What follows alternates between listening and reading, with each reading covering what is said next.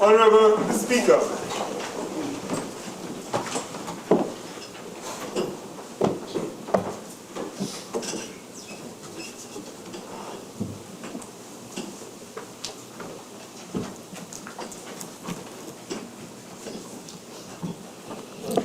Almighty God, we give thanks to you, the creator of the universe, and humbly beseech you to direct and prosper the deliberations of the members of this house here assembled for the advancement of your glory and the trust and welfare of the people of Trinidad and Tobago.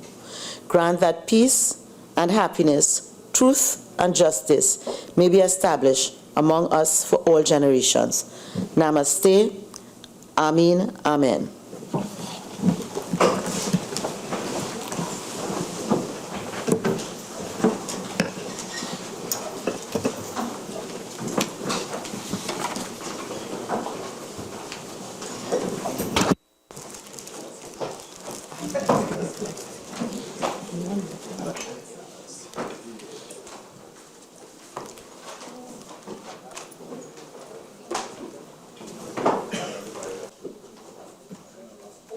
Affirmation, announcements by the Speaker, public business, government business, bills, second reading. Honorable members, the debate on the second reading of the following bill, which was in progress when the House adjourned on Friday, October 9th, 2015, will be resumed. A bill entitled, An Act to Provide for the Service of Trinidad and Tobago for the financial year ending on the 30th day of September, 2016.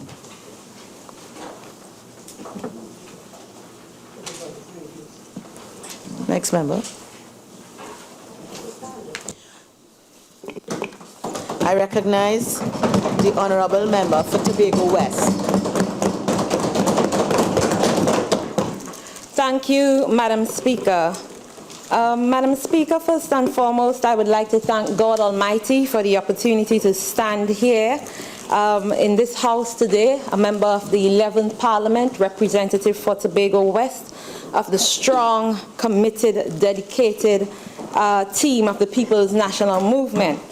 Madam Speaker, I would like to congratulate also the Minister of Finance for his budget presentation. We've been in government for just about a month and we hit the ground running. I think that this budget presentation and package shows fiscal prudence in keeping with the promises of the People's National Movement and in keeping with our commitment to put country first before party, and it also reflects our ability and strong leadership to make the hard decisions and to do what we have to do when we have to do it, rather than wait and just wait to hear what the public have to say and wait to hear what people have to say before we make the hard decisions. So, Madam Speaker, I want to commend the Minister of Finance for a diligent package for fiscal 2016. Now, Madam Speaker, I want to jump right to it. Yesterday, as I sat here in awe, because I've spent the past 5 years as a member of the Senate on the other side. And this time around, I got the chance to see the operations of the Parliament and the operations of being in government from over on this side. And I listened to the contributions of the members of the opposition who would have spoken yesterday.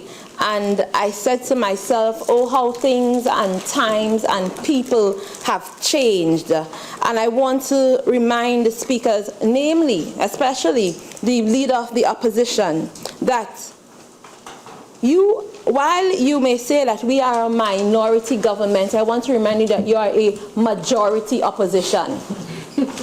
You came into power.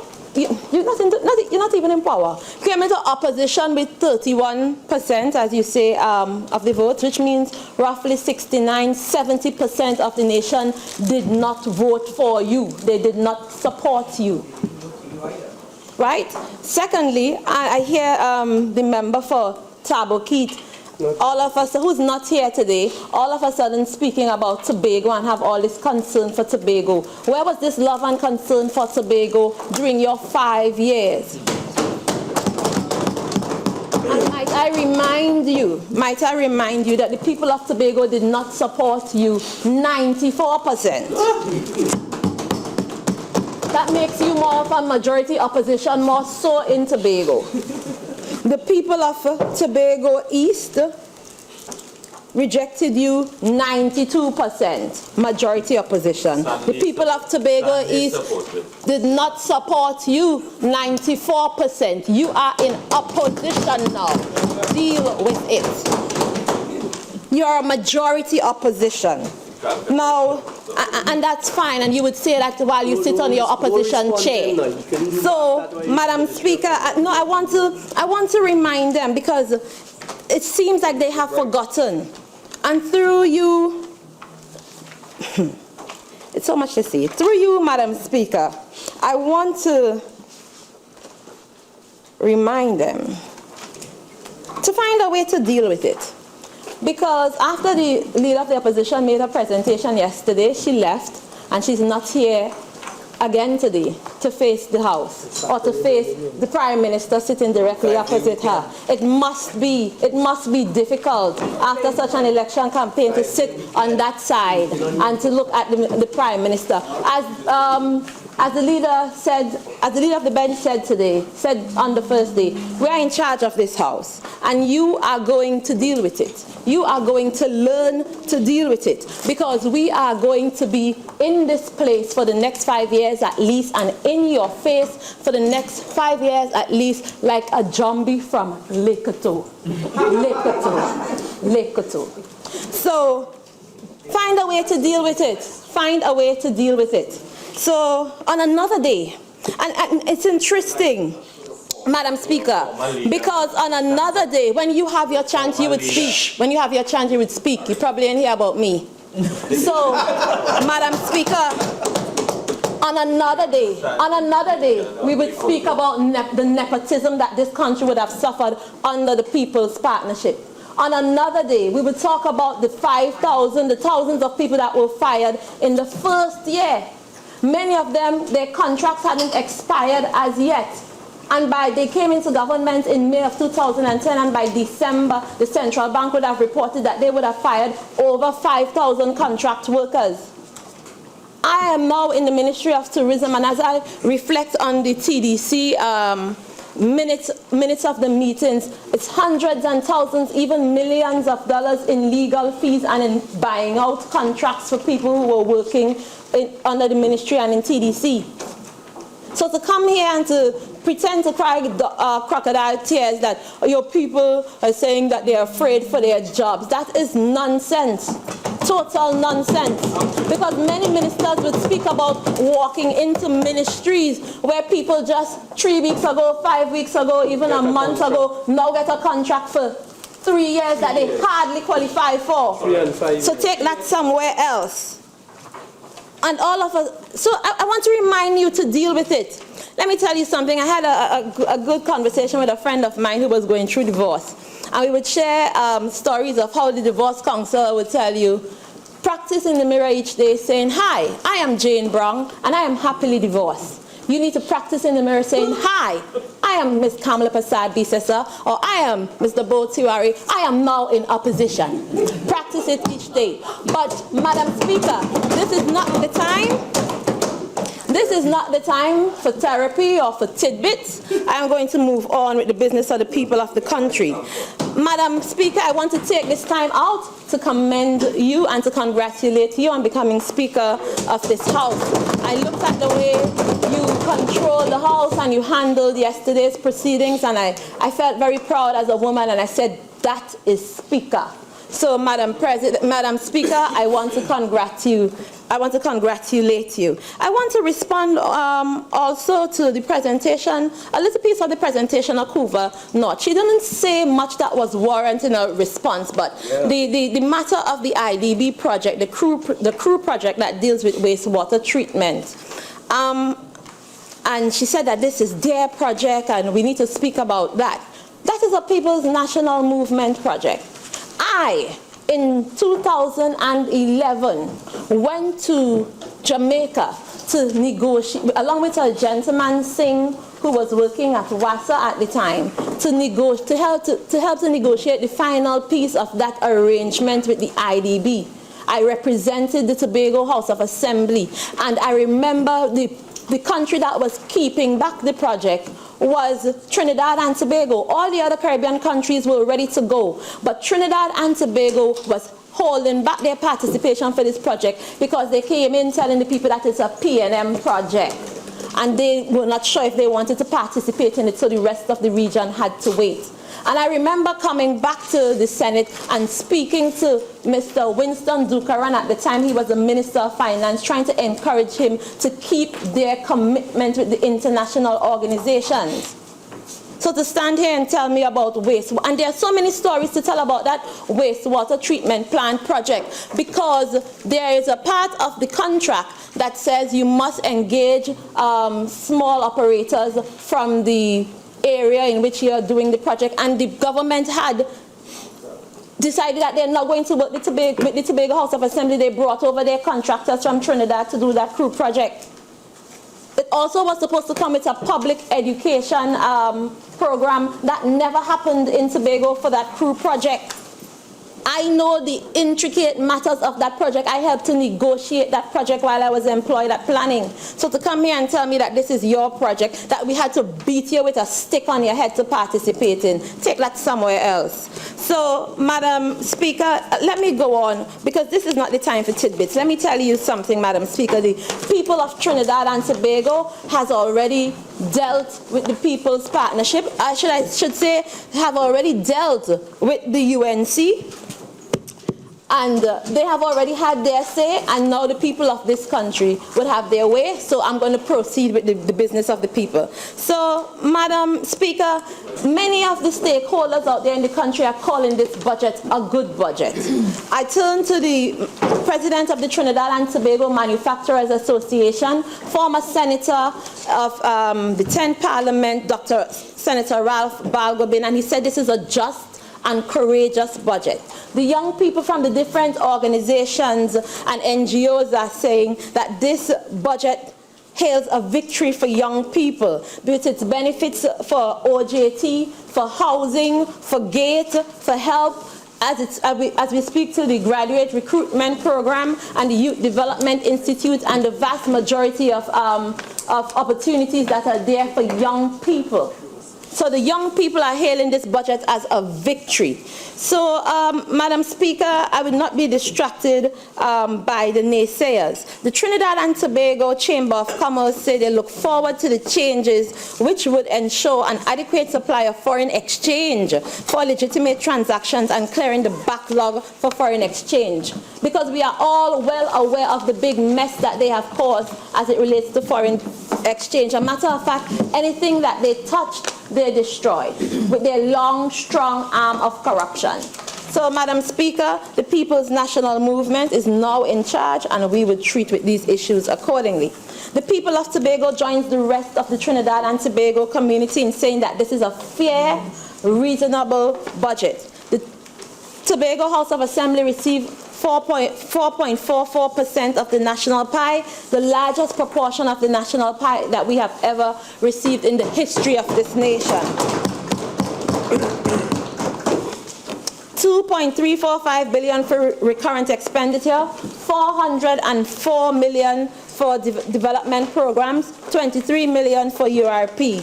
Tobago also received 1.13 million for funding for other central government agencies.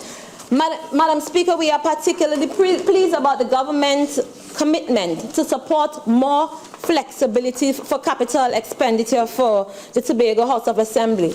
The government has committed to public-private partnerships for the Tobago House of Assembly development projects, and a wide range of measures and mechanisms to finance our development agenda, such as grants, technical assistance, and representation to international organizations such as the OAS and the Inter-American African Development Bank. As simple as this seems, Madam Speaker, this is a far cry from what we would have been through under the UNC government over the past 5 years. So I commend this government on behalf of the people of Tobago. Now, it is not a perfect budget. It's neither a perfect allocation. I don't think that any department or any ministry could stand up and say, okay, we got the perfect share of what we asked for. But it is fair and reasonable. And it takes into consideration the real current realities and the real current issues that we face in this country, coming against the backdrop or coming after the heels of the worst government to ever govern Trinidad and Tobago.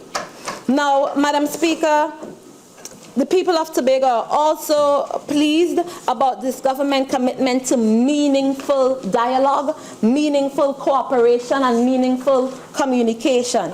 I remember we had to write the former Prime Minister letter after letter, month after month, simply asking for a meeting with the Chief Secretary. That would be a thing of the past under this People's National Movement administration. Representation on boards that are critical to the development of Tobago. We had a 30-year tradition of having representation on boards such as T&Tech, Port Authority, for the Tobago House of Assembly. Under this UNC government, none of that. That would be a thing of the past. And we have already started making the different board appointments to include the Tobago House of Assembly. As simple as it seems, this goes a very long way for the development of the Tobago House of Assembly capital investment agenda and the development of the people of Tobago. You see, this is not just about a PNM in Tobago and a PNM in Trinidad, but this is about a commitment for a fruitful relationship that would give the necessary impact to the development of the people of Tobago. This is about sensitivity, this is about collaboration in such a manner that would take the people of Tobago from one level of our development to another. We also welcome the unequivocal, genuine and sincere commitment for internal self-government at the level of the party and at the level of the central government and among our cabinet colleagues. We also welcome the different commitments for airport expansion, because this has been a long-standing issue and there have been promises after promises after promises under the United National Congress. The investment in Cove. I remember the former Minister of Finance making all these promises for and speaking about these developments to happen at Cove, and then when you check the budget, not 1 cent under the development program for Cove, for the eco-industrial project here in Tobago. Police stations. The police station at Old Grange in Tobago West, and my candidate from my representative for Tobago East would speak about the police station in Tobago East. Incentives for farmers. The police constabulary, so that Tobago could have our own police service or our own police staff to treat with matters relating to the Tobago House of Assembly and tourism in Tobago. Finally, funding. We've received funding sufficient to build the RC school, to start the RC school, the Scarborough Roman Catholic School. Border protection to protect Tobago against illegal drugs and narcotics, and for protection for the fishermen. And the list goes on and on. Investment in small business, different opportunities for young people. The people of Tobago join in saying that this is a fair and reasonable budget, and we also look forward to the commitment to revisit the budget in 6 months. You see, Madam Speaker, this is a reality check for the nation. Serious times calls for serious measures, and I think that this budget presents a fair balance as it treats with austerity measures, as it treats with social programs and different avenues to help to diversify the Trinidad and Tobago economy. And again, I say I welcome the commitment to revisit this budget in 6 months. Madam Speaker,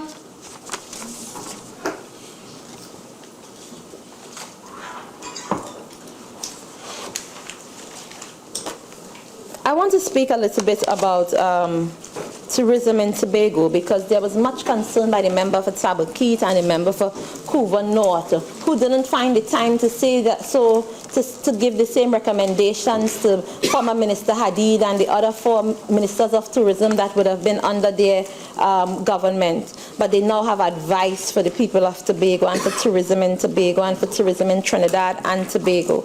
But the commitments to the Tobago House of Assembly and the tourism industry in Tobago as the main contribution of diversification of the Tobago economy, the construction of a new terminal for the A&R Robinson International Airport, our commitment to making the loan facility that is available to the Trinidad hotel operators available to Tobago. This has been a long-standing issue and has been placed on the shelf since March of 2014. Since March of 2014, they couldn't come to a solution with the Tobago House of Assembly. So only hotel operators in Trinidad have been benefiting from this loan and from this grant program. Madam Speaker, this government had starved the Tobago operators in their efforts to punish Tobagonians and in their efforts to emasculate the Tobago House of Assembly. But as an old woman in Bonaccord would have once told me, they knocked us down, but they didn't knock us out. And this time around, we are going to see that the people of Tobago and the hotel operators in Tobago get what they deserve to take the tourism industry in Tobago forward. And Madam Speaker, that's a trademark of the People's National Movement. We do what is best for the people. We do what is best for our communities. And we do what is best for our country. And that is leadership, People's National Movement style. Leadership is about making the hard decision. It's about decisiveness. It's about decency. It is about dignity. And it is about integrity, something that the UNC knows nothing about. So I am humbled, I am thankful to be a part of this government, I am thankful to be a part of this cabinet, and I welcome my new appointment as the Minister of Tourism. You know, Madam Speaker, I listened to some of the comments in the public domain based on the appointment, but I paid no mind to some of them, because there was one person who was saying she's too young to be Minister of Tourism. And I sat here yesterday and I watched the Honourable Member for St. Augustine. He said, he looked over on us and he said, that's a children's side. Member for the Congress of the, I would say the Congress of the people, the Congress of a person. Congress of the person.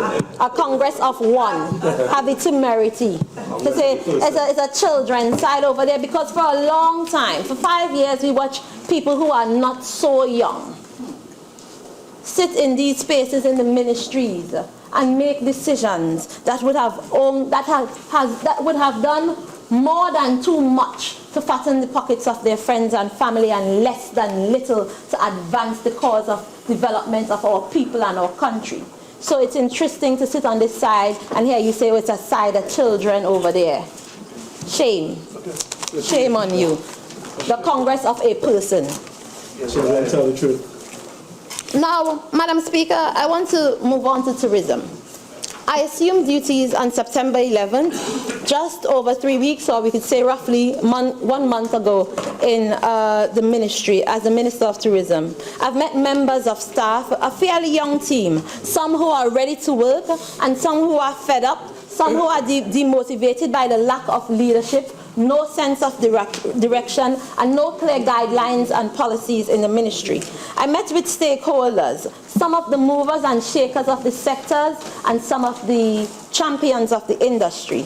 They have reiterated the concerns about the challenges they face, their hopes, their aspirations, their recommendations as we move forward. I've met with different stakeholders from the hotel industry, from the restaurants. I've met with people who are involved in ecotourism, sports tourism. I've met members of InvestTT and so on. We had convened the very first meeting. I held a meeting with the stakeholders where we made a commitment to reconvene the stakeholders standing committee, which had been defunct since the year 2012.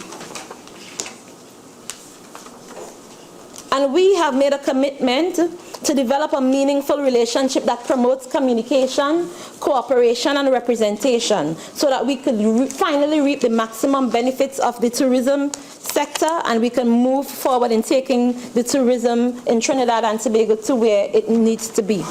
They had many ideas, many different plans, many different remedies.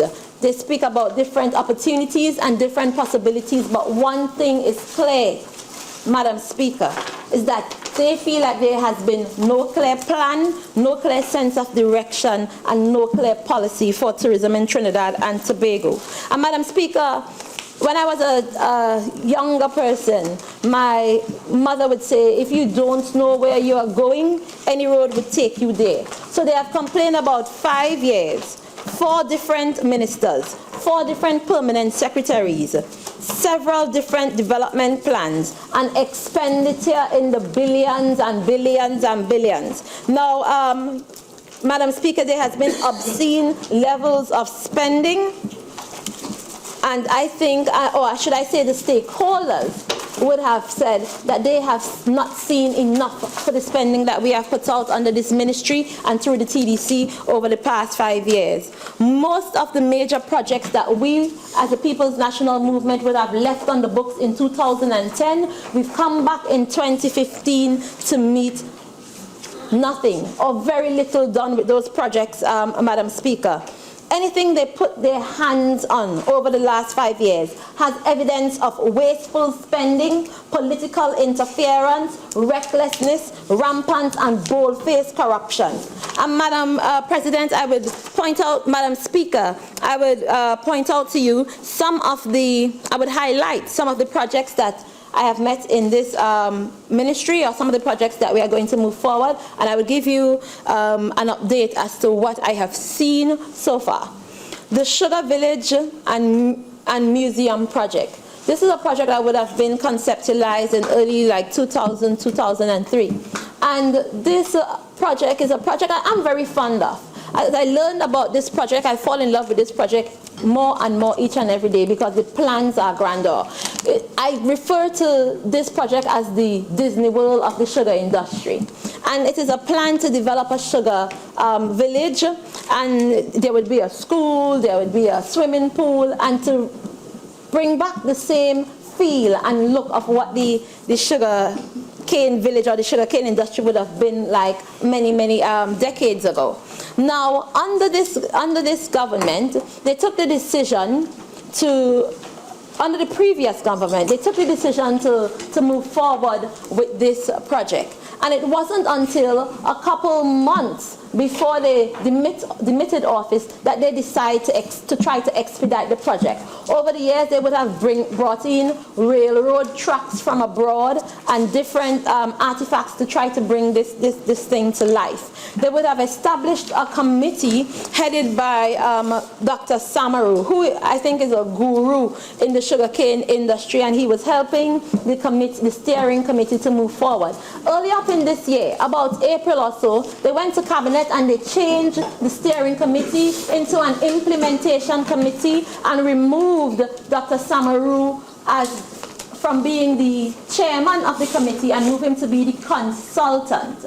And they would have placed this guy, Ayong or Achong. He is the chairman of the regional corporation in the area because they had plans of him running for election. So the thing now became political, and they stopped meeting, and one of the reasons for the committee stopped meeting is because election was coming up.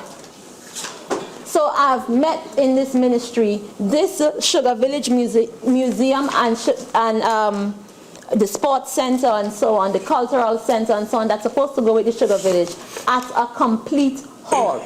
And I've heard members of the opposition saying, oh, they stopped this project. No, this project stopped under you. Under your watch, this project stopped.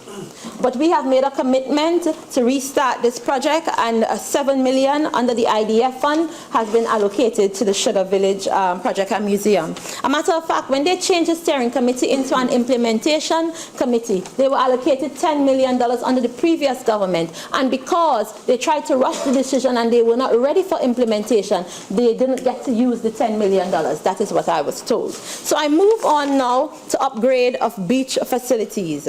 And as I read through the minutes of the TDC, I'm seeing that the majority of the tendering process for these upgrading beach facilities is done by sole selective tendering or very selective tendering. And I've read about chairman who has been very concerned about the type of tendering, or very concerned about the excessively selective tendering process that the TDC was using to award these projects. And many of the notes in the minutes would say, we have to rush this project because it's in the best interest of the country. And I refer to TDC minutes of January 21st, 2015, page 10. Madam Speaker, I move now. No, I was going to move to Maracas, but I want to leave Maracas for later. Madam Speaker, the Nature Trail project.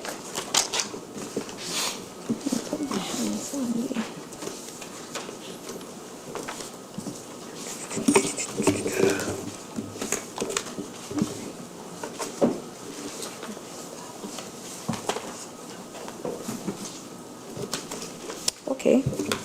I can't put my hands on the Nature Trail right now, but I read it enough to know it by heart. So the Nature Trail project, here it is. The Nature Trail project, and I read minutes of the TDC from January 21st, 2015, where the board is being encouraged that they need to hurry up with this project. They need to speed up this project. We need to speedily issue the RFPs. And they issued RFPs to two companies, the Trinidad and Tobago Incoming Tour Operators Association and the Eco Project, and they were only given 10 days. And the board was told that they have to rush because this is in the best interest of the country. On the minutes of March 25th shows that the project had been approved, and later on in May the project had been started. And the cost of this project is over $1 million, and $576,000 has already been paid to the Trinidad and Tobago Incoming Tour Operators Association. $576,000. And I want to read from a little report that says, on Thursday, 6th of August, a team from the TDC conducted an interactive site visit to the first 9 kilometers of the trail from Grand Riviere to Sans Souci, where it was unanimously agreed that while quite a lot of work has been done, has gone into the development of the trail, it was not yet ready for consumption of the general public. This is the first 9 kilometers of the trail. And over half of the money for the project has already been given to the contractor. Now there's some discrepancy, and the project has been halted. Because the contractor is making claims for $180,000, and the Ministry of Tourism has not agreed. But miraculously on September 15th, out of nowhere, the project has restarted. That's a Nature Trails project for you. Madam Speaker, I move now to advertising and marketing.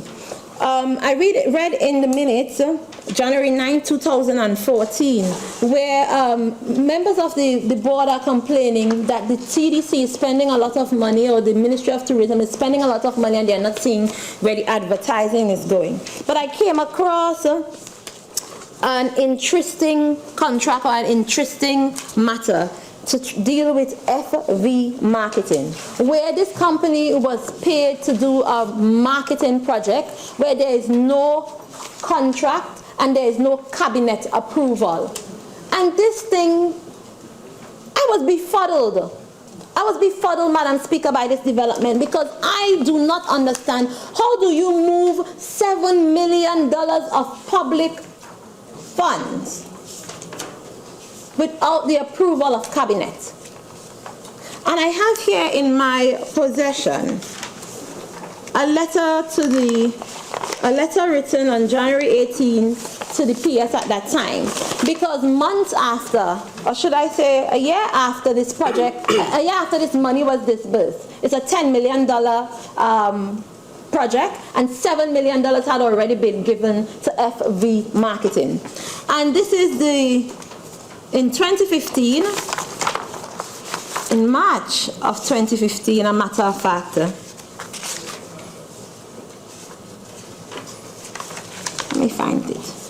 So in 2015, Madam Speaker, the minister now approaches cabinet asking for cover approval for the $7 million that had already been paid out to FV Marketing. Cabinet does not approve and sends back questions asking, why was cabinet approval not sought? Who is FV Marketing and Advertising Agency? Was the tender process in keeping with the tendering procedures? And these are the questions being asked by Ted Ramsanahi, the advisor to the minister, to Ms. Donna Faraz, who was the permanent secretary at that time. And Donna Faraz responds by saying, I refer... Don't school me. You in the opposition, don't school me. And you would have your time to speak. Madam Speaker, please protect me before I have to protect. I don't like to have to protect myself. Please speak to the member for Couva South. So, Madam Speaker, I refer to current. This is from the permanent secretary at that time. I think it was Donna Faraz. Execution of the National Tourism Education and Awareness Program. I refer to correspondence of January 21st with regard to queries posed by the Finance and General Purposes Committee of Cabinet Note at caption. And that's Cabinet Note 13/2/11, Volume 1. And it says, pertinent information relative to the issues queried is attached for consideration. The Ministry of Tourism is available to respond to any queries on the information supplied. However, I wish to advise that this information was all that was available from the Ministry's records and the company's registry, Ministry of Legal Affairs. If any information is required, it is recommended that contact be made with Mrs. Juliana Johan Budram, who was the permanent secretary in the Ministry of Tourism during the period that this project was executed. So I think Permanent Secretary Mrs. Juliana Johan Budram has some questions to answer. And I think the nation would like to know, how do you manage to move $7 million of public funds into the hands of a private company for marketing that we can't put our hands on to say, okay, this is what it was paid for? How does that happen in an opposition, well, no opposition, then government that come here to speak about transparency and accountability, and your constituents have these concerns? Take that somewhere. Madam President, I want to move now from, Madam Speaker, I want to move now from this infamous $7 million to the Maracas project, because every day you learn something more and more, and something more corrupt taking place either within the projects approved by the ministry or the projects of the TDC. And I want to move to Maracas because I heard a lot of song and dance. A matter of fact, last week, about Thursday or so, the Guardian, somebody from the Guardian called me and said, I heard that you have cancelled the Maracas project. And the member for Tabaquite came here today saying, came here yesterday speaking in that light like the Maracas project has been cancelled. And we're questioning about whether or not it would be continued. And you have the same books that I have. You have the same books for the budget that I have. The members, I should say, have the same books, the same material. And I guess what they would have been doing is looking at the development programs, the front pages, and seeing that no money was allocated there. But this was done under your government, and this is an IDF project. So if you turn to the pages in the back of the same document, on the IDF, you would find $30 million allocated to the project. Reading is essential. I was educated by a UNCF and the United National Negro College Fund scholarship that said a mind is a terrible thing to waste. It is essential to read. So turn to the back of your book and that information is there. The same $30 million was allocated to the project, but I want to speak a little more about this Maracas project, because this project was allocated, this project was granted to Calco a couple weeks prior to the election. And as I go through the minutes of the TDC, you could see the directors being rushed, saying that the minister says that this project needs to be, in 2014 they're saying the minister needs for this thing to happen by 2015. We have to rush so that the RFPs were issued on, let me get my thing, on Carnival Friday, and the bidders had to respond by the following Friday after Carnival. So anyway, the project was granted, let me find my information.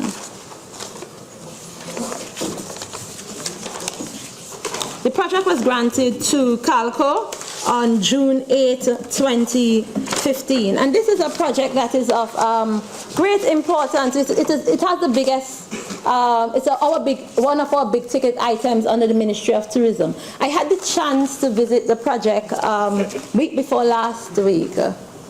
No, last week I had the chance to visit the project, and I spoke to the members of CISL, and Mr. Lee Young and the members of Calco would have done a presentation.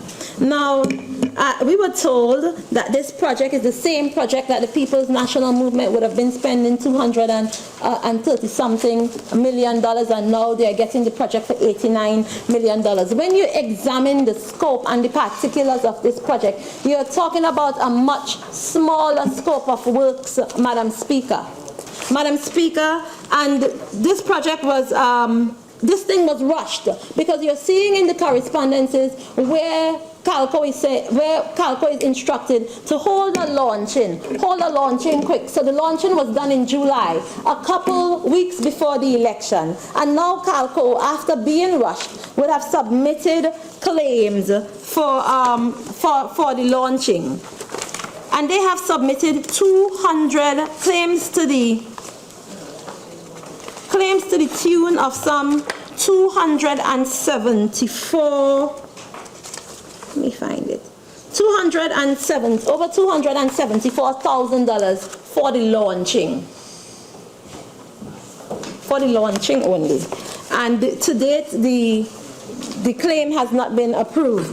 This, as you know, Madam Speaker, the Maracas is Maracas Beach on Ash Wednesday is part of our Carnival product.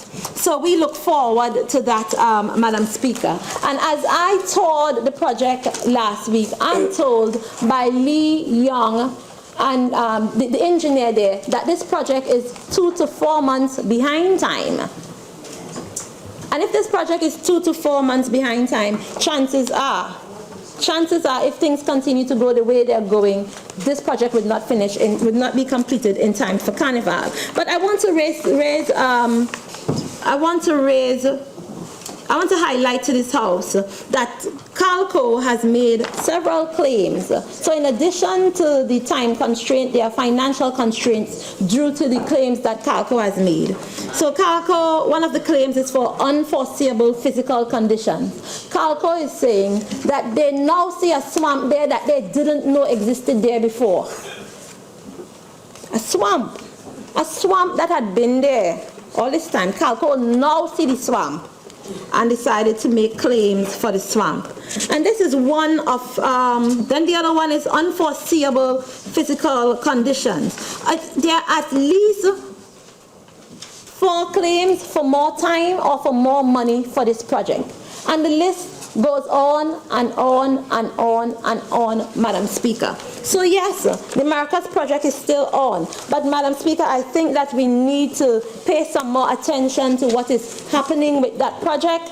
And I seek particular interest in this project because I know how important this is to the people of Maracas. There are some other parts or some other provisions of the contract that speaks to employing people from the Maracas community. I had a conversation, well, at the presentation last week, I am told that they have been unable to totally fulfill their commitments in that regard because they haven't found anybody from the community that have the specific qualifications to be employed.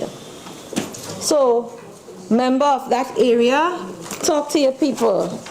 Madam Speaker, I want to really raise this matter as a matter of urgency and a matter of priority to the national community because I think I do have some concerns as it relates to value for money with this Maracas project and whether or not this project is going to be completed in proper time. So, Madam Speaker, I move now. I want to state that each and every day I learn something new of some new project, of some new proposal, of some new program in this ministry. I am new to the ministry, so is the PS. But slowly and surely we are getting to the bottom of it. And getting the necessary information is like pulling teeth. From those who claim to know nothing, to reports that cannot be found, to little or no cooperation, I would say, from the TDC. And that brings to the fore, Madam Speaker, my concerns about the TDC, the Tourism Development Company. To date, Madam Speaker, my experience with the TDC that this government, or should I say this ministry, has inherited or has working with it, Madam Speaker, I would like to say, I think it's safe to say, just like the stakeholders of the tourism industry, just like the workers in the ministry have said, TDC seems to be a law unto itself, and TDC seems to be a runaway horse. This is a classic example of the tail wagging the dog and not the dog wagging the tail. Madam Speaker, I'm told, or I understand, that TDC is responsible for marketing and is seen more or less as the implementation arm of the ministry. But TDC implements or markets according to ministry's policy.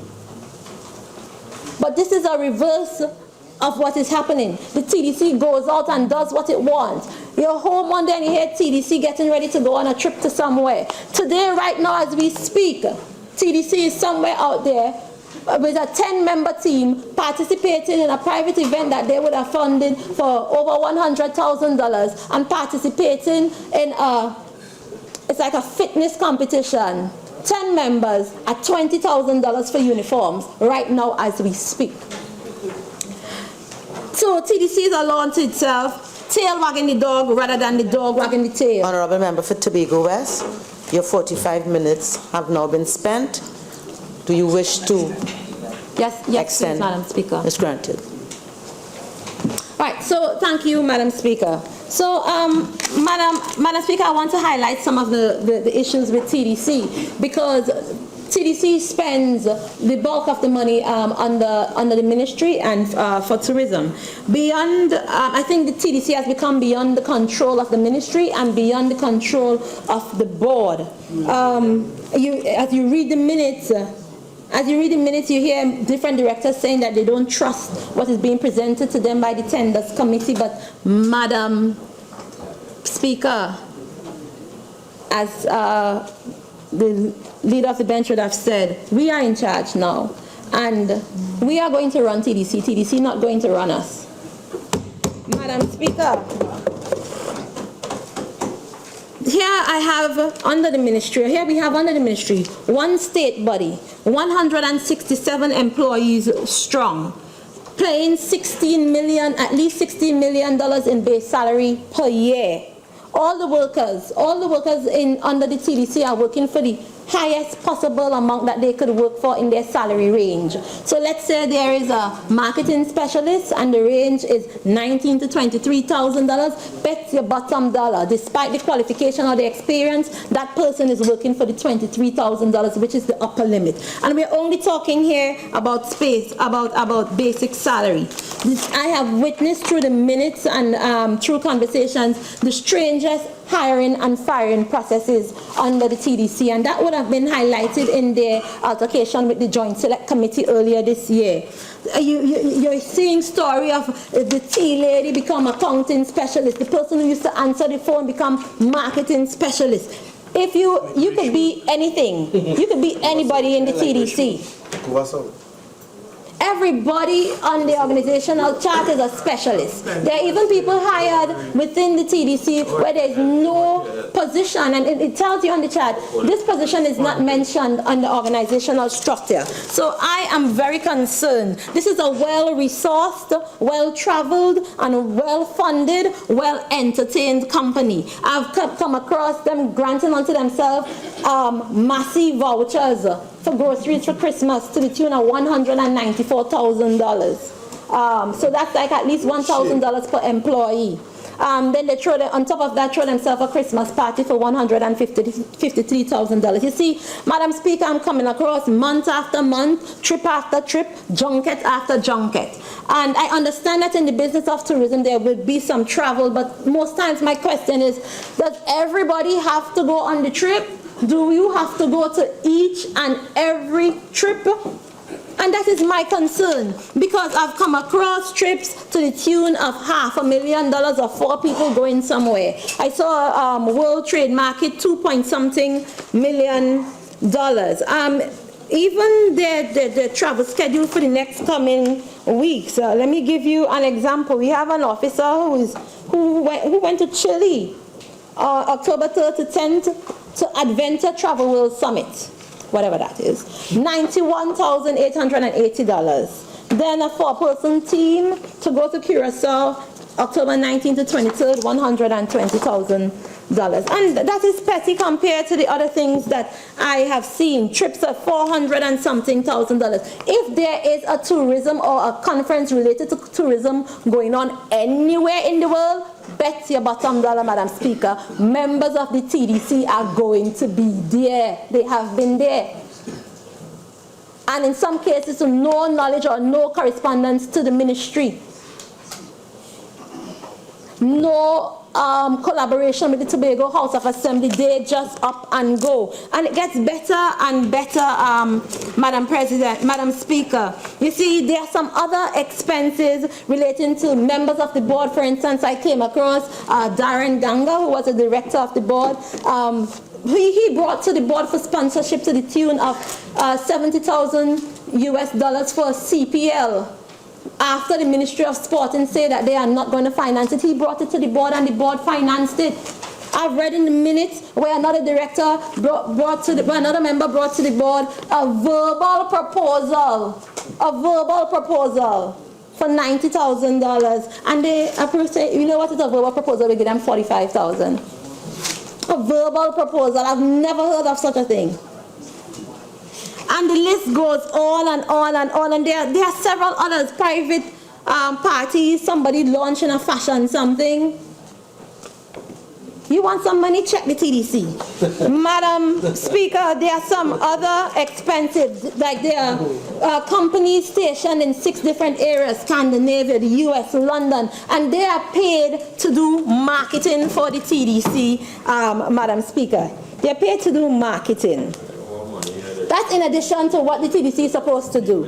So, Madam Speaker, here we have trade consultant and consumer marketing, $31,640 US per month. And that's in the US. Then you have, and that's paid to trade and consumer marketing, and another public relations company called Cheryl Andrews Marketing Communications. Now, United Kingdom, Advantage Management Group, fees of £10,000 per month. Then Canada, Avia Reps Tourism Canada, paid 10,700 Canadian per month. Scandinavian market, Spirit Company, paid I'm not saying the amount for Spirit Camp. Oh, 10,000 euros per month. India, a company called Beautiful Planet paid 7,412 US per month.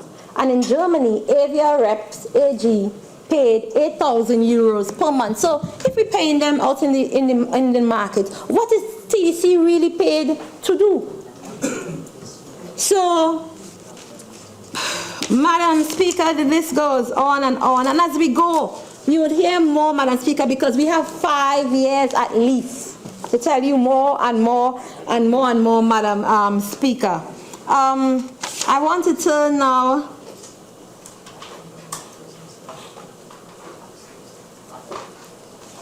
Madam Speaker, as it relates, I want to close on TDC because somebody has clearly abdicated their responsibility, and I've read in the minutes and my interactions or my altercations with the TDC so far, and that of the new PS also has been that they don't feel any need to collaborate with the ministry.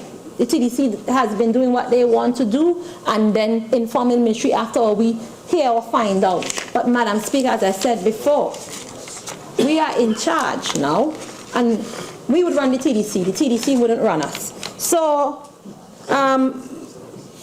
Madam Speaker, I want to say at the end of the day, we have to get to exactly, because you spend a lot of money on marketing, and the concern really is, what are we marketing? So I think this time around the focus has to be on improving the product, and that is going to be our focus in the ministry. Improving the product, of course, marketing also, and improving quality and customer service. So we have set out to work with the stakeholders. We have decided to meet religiously on the 4th Thursday of every month to treat with our issues and to move forward.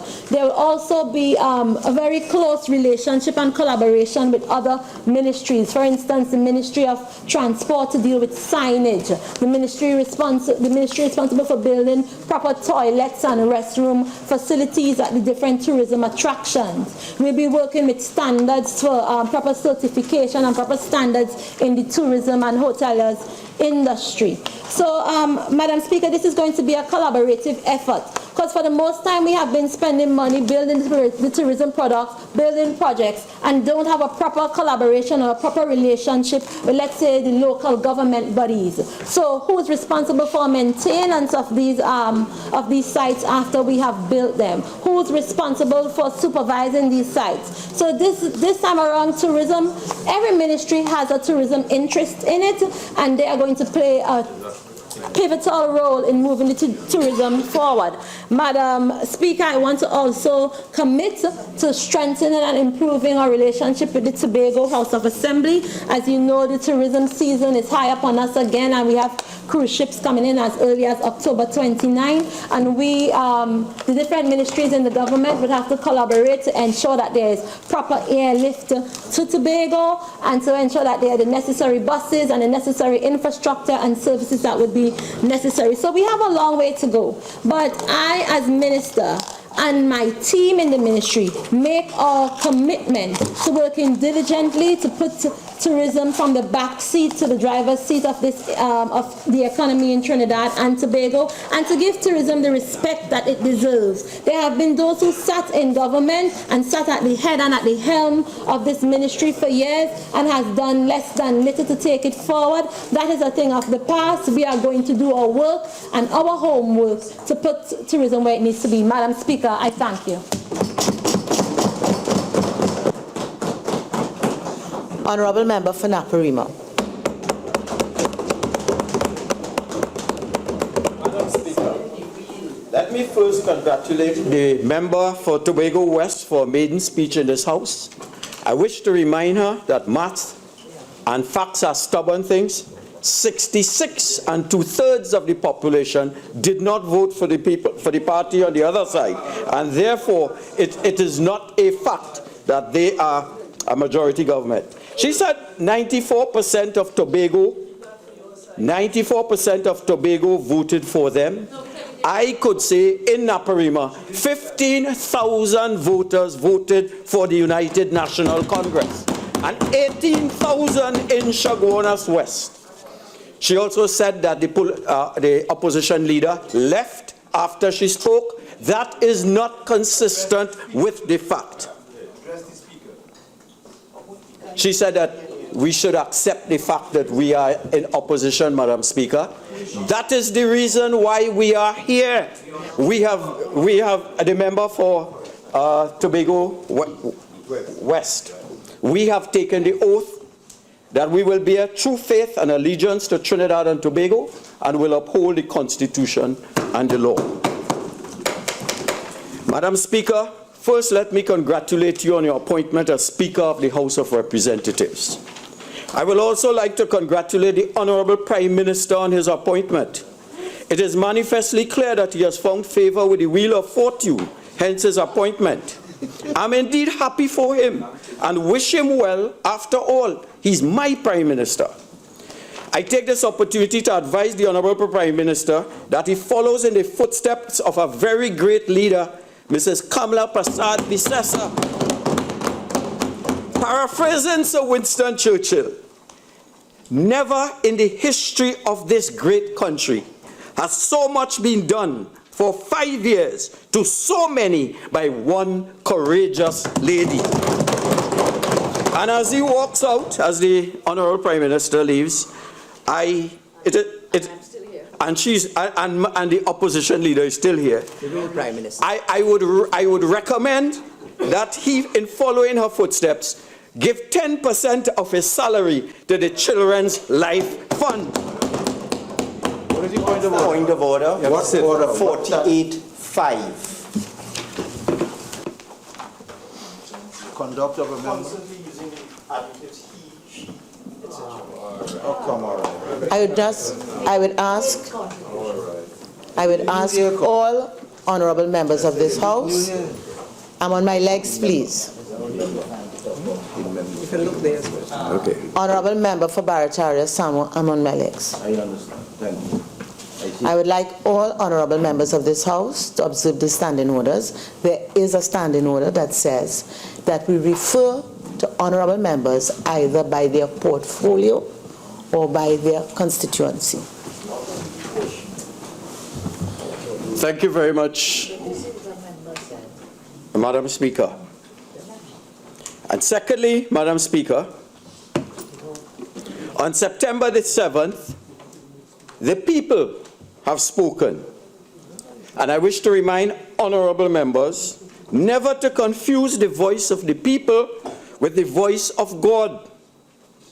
When the people had a choice centuries ago between Jesus and Barabbas, they chose Barabbas. And the Lord said, "Forgive them, for they know not what they do." And fourthly, I thank the 15,000 proud UNC citizens from Naparima who voted for the United National Congress and the 3,000 who did not. We have proud citizens like Darren Ganga and Jason Mohammed. Someone somewhere so designed Naparima that every possible UNC vote from Gasparillo to Ben Lamont to Williamsville to Garth Road to St. Cross Road in Princestown to Lengua to Debe were corralled into our constituency. For those north of Caroni, my seat covers Digo Martin to Aruka. With a shift of a street or two here and there, 3 marginal constituencies will become safe UNC seats. Madam Speaker, the first budget of any administration is expected to set the tone for its approach to governance. Will it be characterized by continued bickering? Madam Speaker, 53E. Members, let's please hear the contribution from the honorable member of Naparima, please. Thank you very much, Madam Speaker. The first budget of any administration is expected to set the tone for its approach to governance. Will it be characterized by continued bickering, a we in charge attitude here, an antagonism, or will it be consensual as we collectively confront the challenges of a society that aspires to become a first world nation? Accusatory words from the Minister of Finance, like nepotism, greed, immorality, betrayal, officially sanctioned corruption, and cronyism may appear to be good politics in the short term, but do nothing to engender the kind of consensus necessary to deal with the plethora of economic and other challenges which we face. But the unearned $15 million granted to friends, family, and supporters in the trade union movement, which some were smart enough to reject, at least publicly, we presume do not qualify as cronyism. It also makes no sense, since all, as far as the Bible says, all, including the arrogant members the honorable members next door, opposite, have sinned and come short of the glory of God. Much as they believe they are specially anointed, the scriptures say that their righteousness are like filthy rags in his sight. In fact, as in Matthew 24, verse 24, it is written, and I quote, "For there shall arise a false Christ and false prophets, and shall shew great signs and wonders, inasmuch that, if it were possible, they shall deceive the very elect." End of quote. But the MP for Laventille, who spoke yesterday, is an honorable man. So are they all honorable men. Laventille West. If the budget statement as presented by the Minister of Finance is meant to set the tone for the next 5 years, Trinidad and Tobago is in the unenviable position of being led by a government apparently without a plan. The Minister of Finance budget was essentially an exercise in deceptive arithmetic and bookkeeping.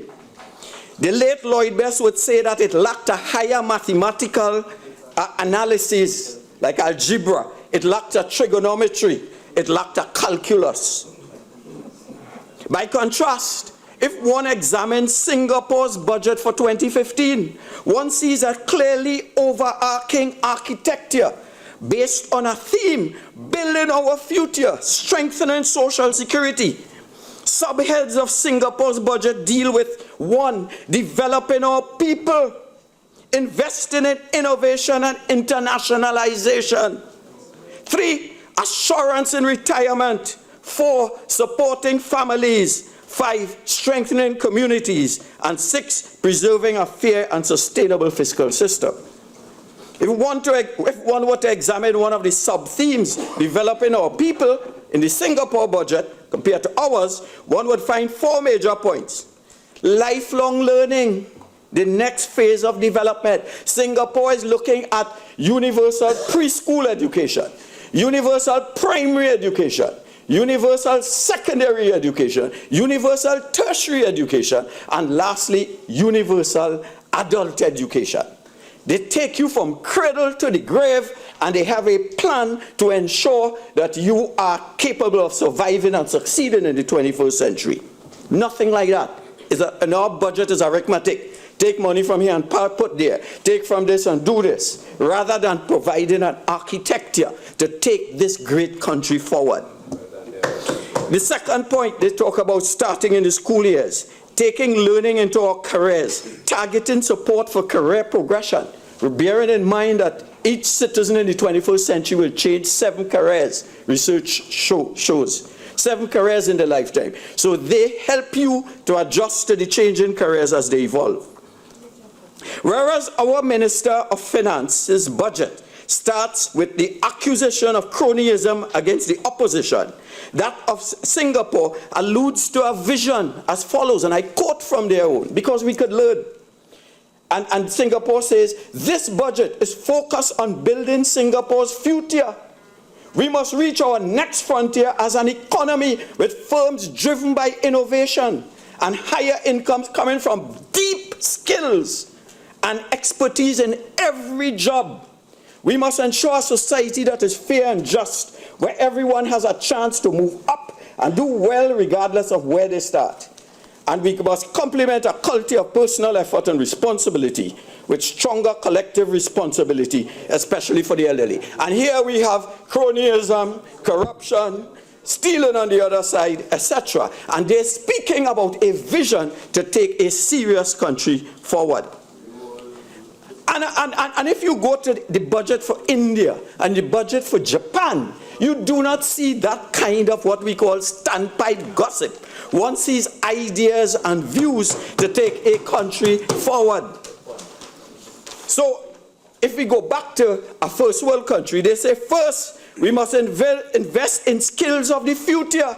Where in this budget we see anything about skills for tomorrow? And they say they will empower every individual to learn and develop throughout life.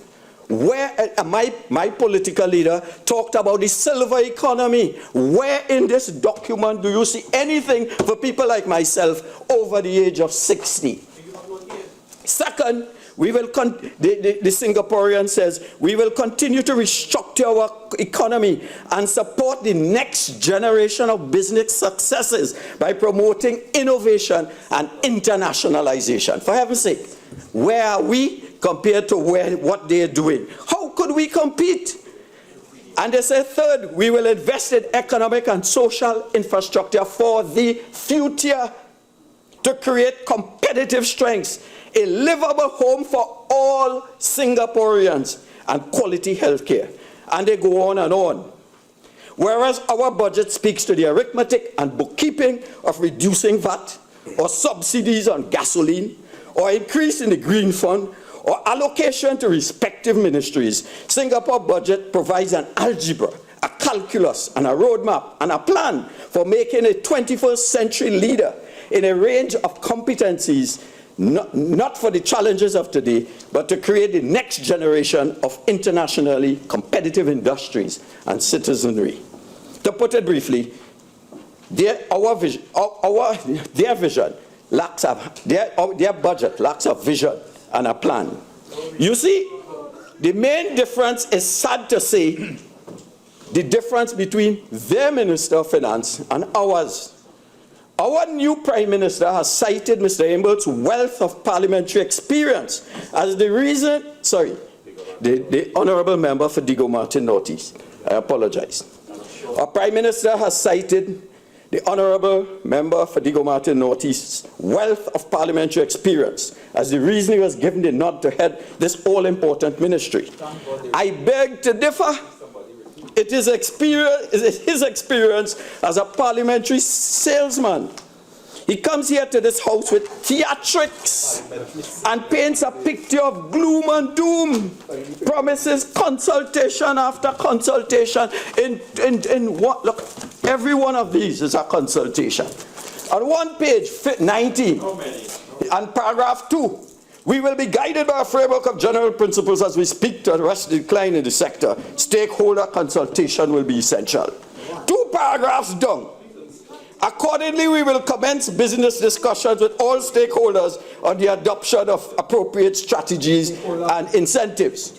The next paragraph, we will also move forward with a comprehensive review of existing arrangements along the natural gas value chain when necessary and implement appropriate measures. The next page, accordingly, in the shortest time possible after consultation with industry, we will introduce a new and appropriate fiscal regime designed to encourage further exploration in fields on the land. And in the very next paragraph, we will engage all energy sector stakeholders, upstream, midstream, and downstream, in meaningful consultation. That is 5 in 2 pages.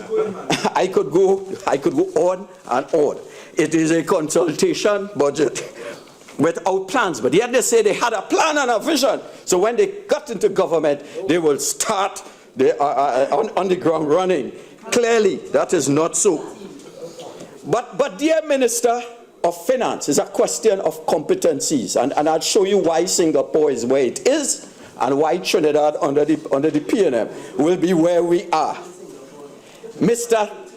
Heng Swee Keat, who is dear Minister of Finance, was a managing director of the Monetary Authority of Singapore, which serves as the Central Bank of Singapore. He was CEO of the Trade Development Board and holds an MA in Economics from Cambridge University and a Master's in Public Admin from Harvard. His predecessor is an economics graduate from the London School of Economics and Cambridge University. So we are left with a hodgepodge of rudimentary, often conflicting ideas which make no sense, have no coherent purpose, and are often deceptive.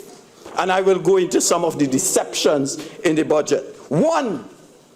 Deception number one. We are told that the PP government, the People's Partnership government, overspent with annual budgets increasing from 46 billion in 2010 to 62 billion in 2015. Yet this budget, with significantly challenging revenue streams, will spend $63 billion next year with a real deficit of $21 billion. That's a deception. Deception two, they say they're going to contain expenditures and get into a fiscal balance by the year 2018. But highlight a number of projects that call for significant capital expenditures. The completion of the San Fernando to Point Fortin Highway, the construction of the San Fernando to Mayaro Freeway, construction of the Wallerfield to Manzanilla Highway, construction of the Port of Spain to Chaguanas Highway, and the mass transit system. An inconsistency between the aspiration and the projects that have been outlined. Madam Speaker, secondly, the budget speaks about the need for economic diversification, which common sense would say must include agriculture and tourism. And it was good to hear the Honourable Member for Tobago West speaking about the tourism and the challenges she faced. Yet the budgetary allocation for the sector has been, that is agriculture, has been cut from 1.5 billion last year to 831 million in 2016. So we are talking diversification, but we are not seeing the match with the allocations. Tourism, the other area that one would look at in the context of a diversification strategy, has been cut from 212.38 million last year to 177.7686 in 2016. In 2014, 24 million was spent on tourism development, and that has been cut to 22 million in 2016. So the third point of deception. They talk about OPVs on page 32 of the budget, and they give the impression that this is a panacea for locking down our borders and we will all live happily ever after. OPVs are useful, even if defective and overpriced, but they're not the panacea as touted on the other side. The United States, with the most sophisticated navy in the world, with 10 aircraft carriers, 328,000 sailors on active duty, 110,000 in reserve, 10 frigates, 62 destroyers, 72 submarines, among other assets, have not been able to lock down their borders from the same drug lords that supply drugs to the United States.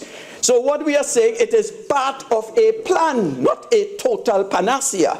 And therefore, we took the correct decision initially to deal with the challenges of crime on the ground first, and then deal with the other areas afterwards.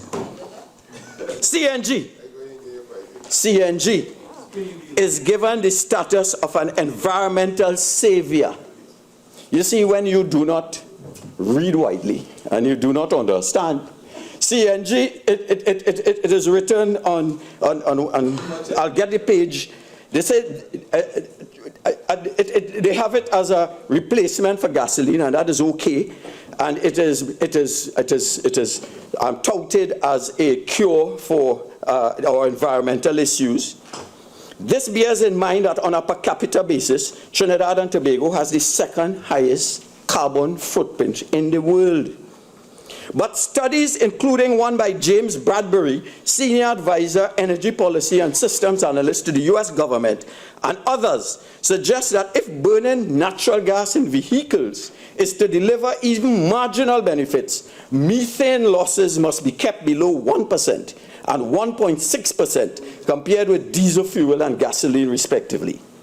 Whether natural gas has lower life cycle greenhouse gas emissions than coal and oil depends on the assumed leakage rate of methane, the global warming potential of methane over different time frames, the energy conversion efficiency, and other factors. In simple language, it means that if one has to have a meaningful environmental impact by the use of CNG and vehicles, we must look at how it is produced, stored, and delivered to ensure that the leakage of methane leakages are minimized. And you know, thank God, no mention was made in this budget speech about a plywood factory in Labre. Because if they do that, run. The honorable member for Labre, don't live in Labre if that happens. A report on formaldehyde by the Australian government's National Industrial Chemicals Notification and Assessment Scheme concluded that occupational exposures to chemical from high formaldehyde pressed wood products can cause significant health concerns. Another Italian case study in the International Journal of Forest Engineering, July 1999, volume 10, number 2, showed significantly high risks as a result of exposure to formaldehyde for workers in plywood industries in Italy. In a sixth deception in the budget, 20% increase in OJT compensation is not a sustainable option given the temporary nature of OJT jobs. The graduate training program does not reconcile the government's need for permanent employment, the workers' need for permanent employment with the optimum size of the public service, given high wage bills in the public service, low productivity, and the fact that the private sector is starved of competent, qualified human resources. Singapore, in their planning for the future, are looking towards lifelong learning and building a society designed to overcome the new challenges which the globe faces. And here we are with a wealth of human resources, some of the best and brightest young people in the world, saying to our graduates, look, some extra money, be happy with that. And I ask, is that the extent of our aspirations?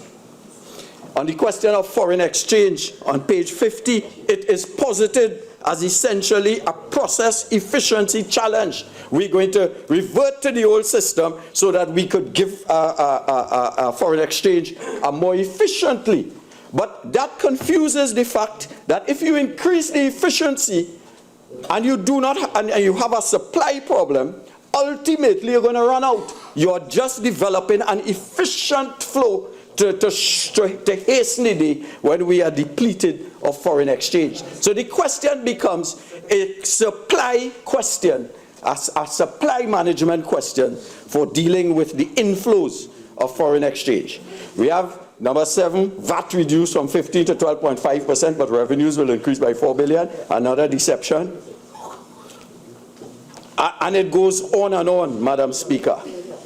But I would like to address the question of our foreign policy.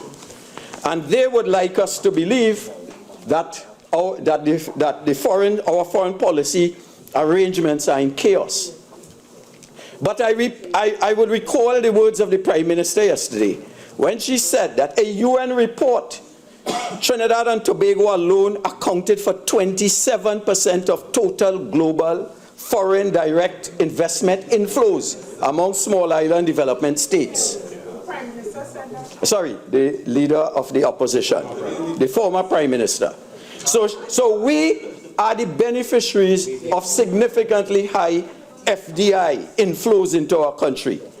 And over the last 5 years, we were proud that we strengthened and enhanced our position in global trade, because diplomacy is not about interacting with people. It must subserve the needs of the financial and economic needs of the country. And we strengthened our position globally.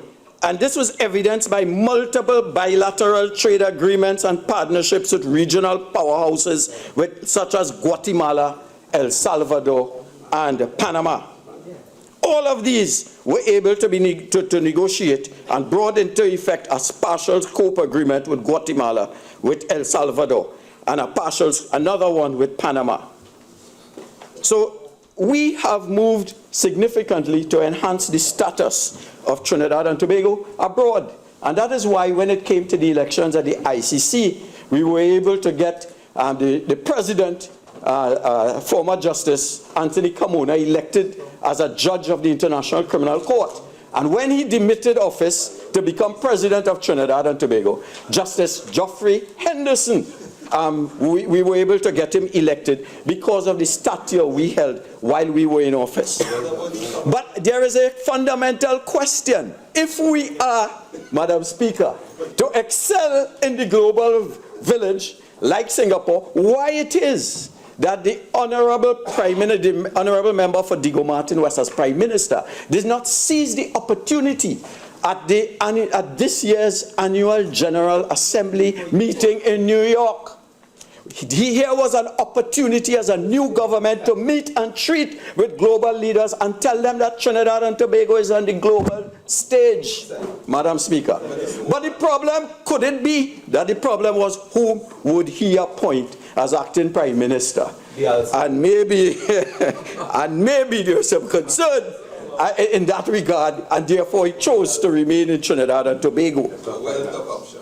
There is another question in the Ministry of Foreign Affairs about the security of information that is sent from the head office to our missions abroad. We send it by emails at this moment and in the diplomatic bag. Emails are subject to being spied upon by foreign people at the UN and other countries with whom we go to negotiate.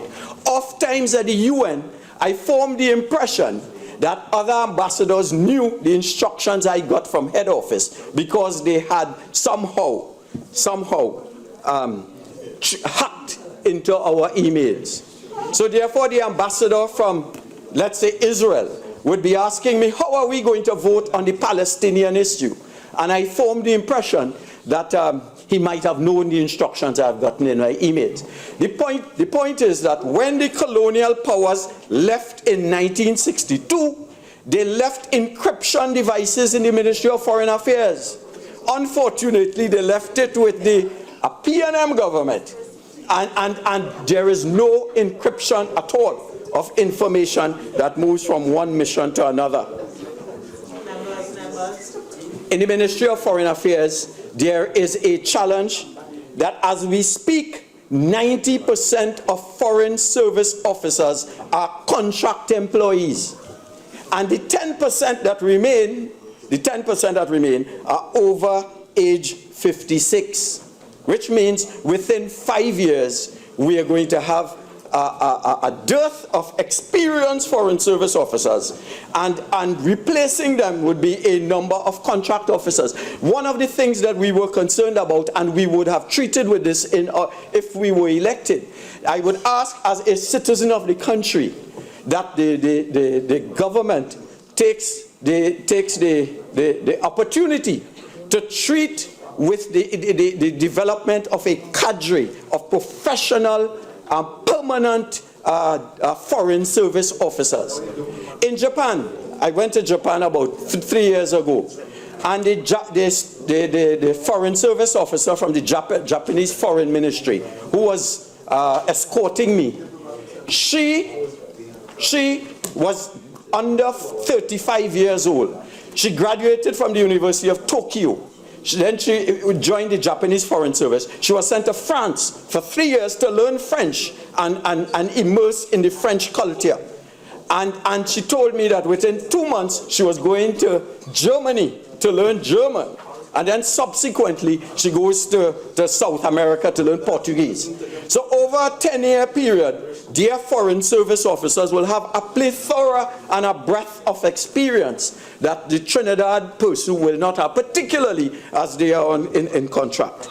So my suggestion is that if we are to, like Singapore, like India, like Japan, if we are to move into the 21st century and engage the global village meaningfully, that we treat with the resources we have in the Ministry of Foreign Affairs. In the context of the the global community and this budget, the global community is moving towards, they have moved away from Millennium Development Goals to Sustainable Development Goals.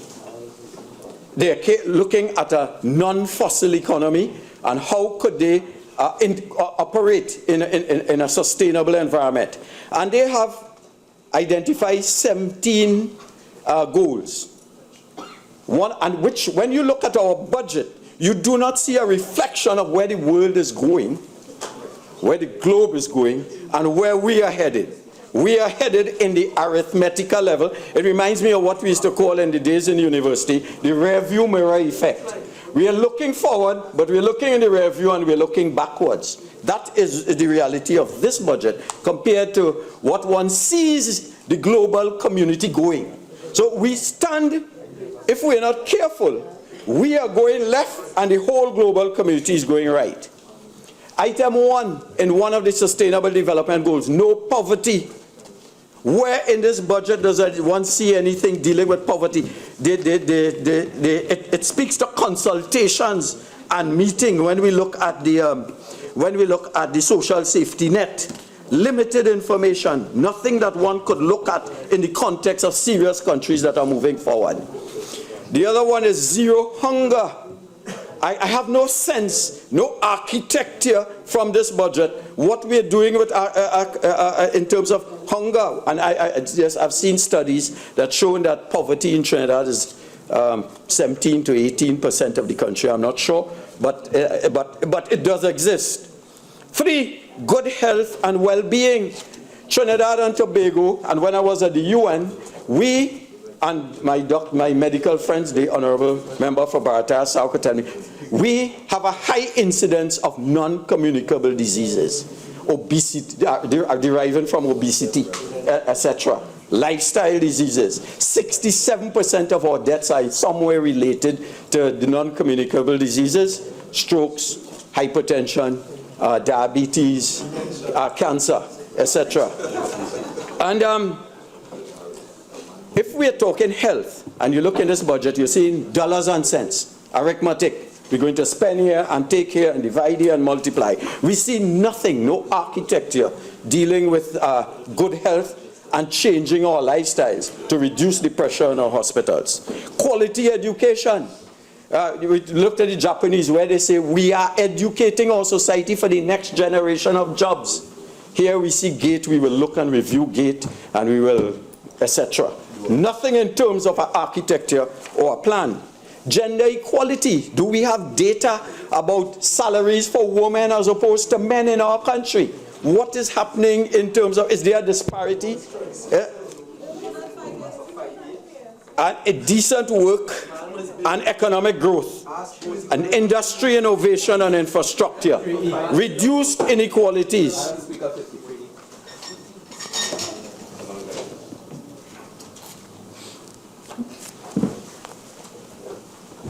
Thank you very much.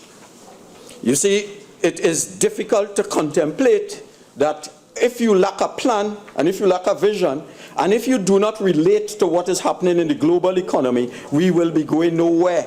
That may be difficult for some people to understand and internalize. And they're talking about a host of 17 goals. And our foreign minister, when he went to the annual general AGM of the UN General Assembly, he said that we are committed to these. But if we're committed, we need to see it in the budget. Before I close, I would like to talk about the concerns of my constituents, 28,000 people who voted, the 28,000 people who voted in Naparima. Naparima is a proud place. We have Prt4 Vedic School, which will celebrate its 60th anniversary. We have the first Presbyterian church in Trinidad and Tobago, the Grant Memorial Church in Irie Village in Naparima. We have the first spiritual Baptist church also in Irie Village, first spiritual Baptist church, Trinidad and Tobago. The first mosque. And yet, And yet this great constituency, compared to, well, when you look at the budget and the allocations with the Princestown Regional Corporation, the cuts to the Princestown Regional Corporation, it suffers from a neglect, Madam Speaker. And when I look, we have no one secondary school in the entire Naparima constituency. One, Astra Girls Secondary School. The budget speaks about a cut for Astra Primary School. We have Jordan Hill Primary School that produces its fair share of students in the top 100 in the SCA examination. That school is closed as we speak, and there is no budget allocation for it in the budget. In respect of the Astra Primary School, we budgeted for it in 2015, and it was cut in the budget in 2016. Brothers Presbyterian School is in need of repair. No allocation in this budget. So while Japan is speaking, Madam Speaker, of educating their society for the next generation of jobs, we are cutting in a constituency that does not ask for help. We are a constituency that when they killed the sugar industry, we were left stranded. But our people learned to work hard and not to depend on handouts from the state. So therefore, when I look on a per capita basis and I see what Tobago gets, no jealousy, no anything, Tobago happy, proud for you on a per capita basis. And there are challenges in terms of being apart from Trinidad. But when I compare that with what we get, the question I ask, are we second-class citizens in Naparima? And as a representative for that constituency, we intend to push for equality, because they talk about let us do this together. But when it comes to the allocation of resources, it is clear that we are left behind. In terms of agriculture, that we are in fact the bread basket. We feed you. We feed them. We have turkey farms, chicken farms galore. Agriculture is set at all levels. And you see a cut in the agriculture. And the mama guy us by saying that they have put zero-rated VAT on agricultural equipment. And when I speak to the farmers, they tell me that the zero rate already exists by this UN's People's Partnership government. Deception. So the point is, we are on this side. We had a vision for taking Trinidad and Tobago forward. My political leader talked about a blue economy. Where in this budget is there anything about a blue economy? In fact, the information is that the resources of this fish are being depleted. And the increase in gasoline is going to affect the fisheries because the boats need fuel in order to survive. As I already spoke, there's nothing about the silver economy and absolutely very little on the green economy in this budget. So we are headed for a fossil fuel economy for the next year at least, where the whole world is going towards a green economy. The question we ask is, what is the mix of public and private sector employment and entrepreneurship? If we cannot provide the jobs, what entrepreneurial activities are we going to engage in? And how are we going to foster a climate of entrepreneurship? And I may say that in Naparima, we are by and large entrepreneurs. Taxi drivers, we have all the parlors and our shops and our car repair places. And we do not depend, but we work hard to cater for our needs. And while I'm at it, at the Ministry of Communications, perhaps we read every day about people being sent home. We read every day of people, contracts being terminated. And my question is, the two questions. Were we not told that there is going to be no witch hunt at all with the new government? We were told that. And the other question is, are we as citizens not guaranteed by the Constitution freedom of religion, freedom of class, freedom of creed, and freedom of association? The right to join political parties. That is the basis of our democracy.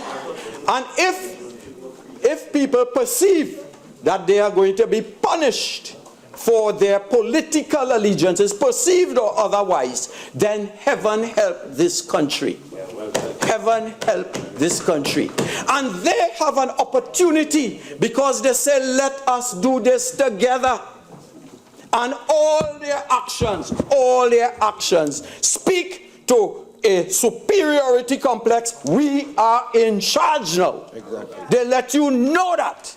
And they speak about the arrogance that we are corrupt. And as I say again, all have sinned and come short of the glory of God. And much as they would like to believe that they are anointed, God is not a PNM. We are a citizen, we are a democracy. So ladies and gentlemen, as I depart, it is my hope, it is my hope that those on the other side will move away. Yeah. It is my hope, Madam Speaker, that those on the other side will embrace the challenges of creating a society where every creed and race and where everyone of every political persuasion will find an equal place. So we on this side say, let's do it together. If you cannot do it, we could teach you. We could teach you how to work together. How can we create a society in which all of us can work together? So Madam Speaker, this is about, we tried in our time to create a society where everyone had an opportunity to enjoy the patronage of this country. When we gave laptops, we didn't ask what race you were, what class you were, which geographic region. The people of Tobago were equally able to access a computer, a laptop, as the constituents of Naparima. It was all equal. When we gave old age pensions, which we increased twice, did we? Yeah. Twice in our term, in our tenure. We didn't ask whether the person over 60 or 65 was Chinese or white or East Indian. We did it for all. When we built the highways in Valencia, when we built the overpass in Aranguez, when we built the highway in Diego Martin and the health facility in Diego Martin, and when we built the broad walk in Diego Martin, we did not ask. We did not say which political party or how did the constituency voted. We did it for all. So we have set a legacy for them to follow in terms of ensuring that all people in Trinidad and Tobago are able to access the goods and services of the country.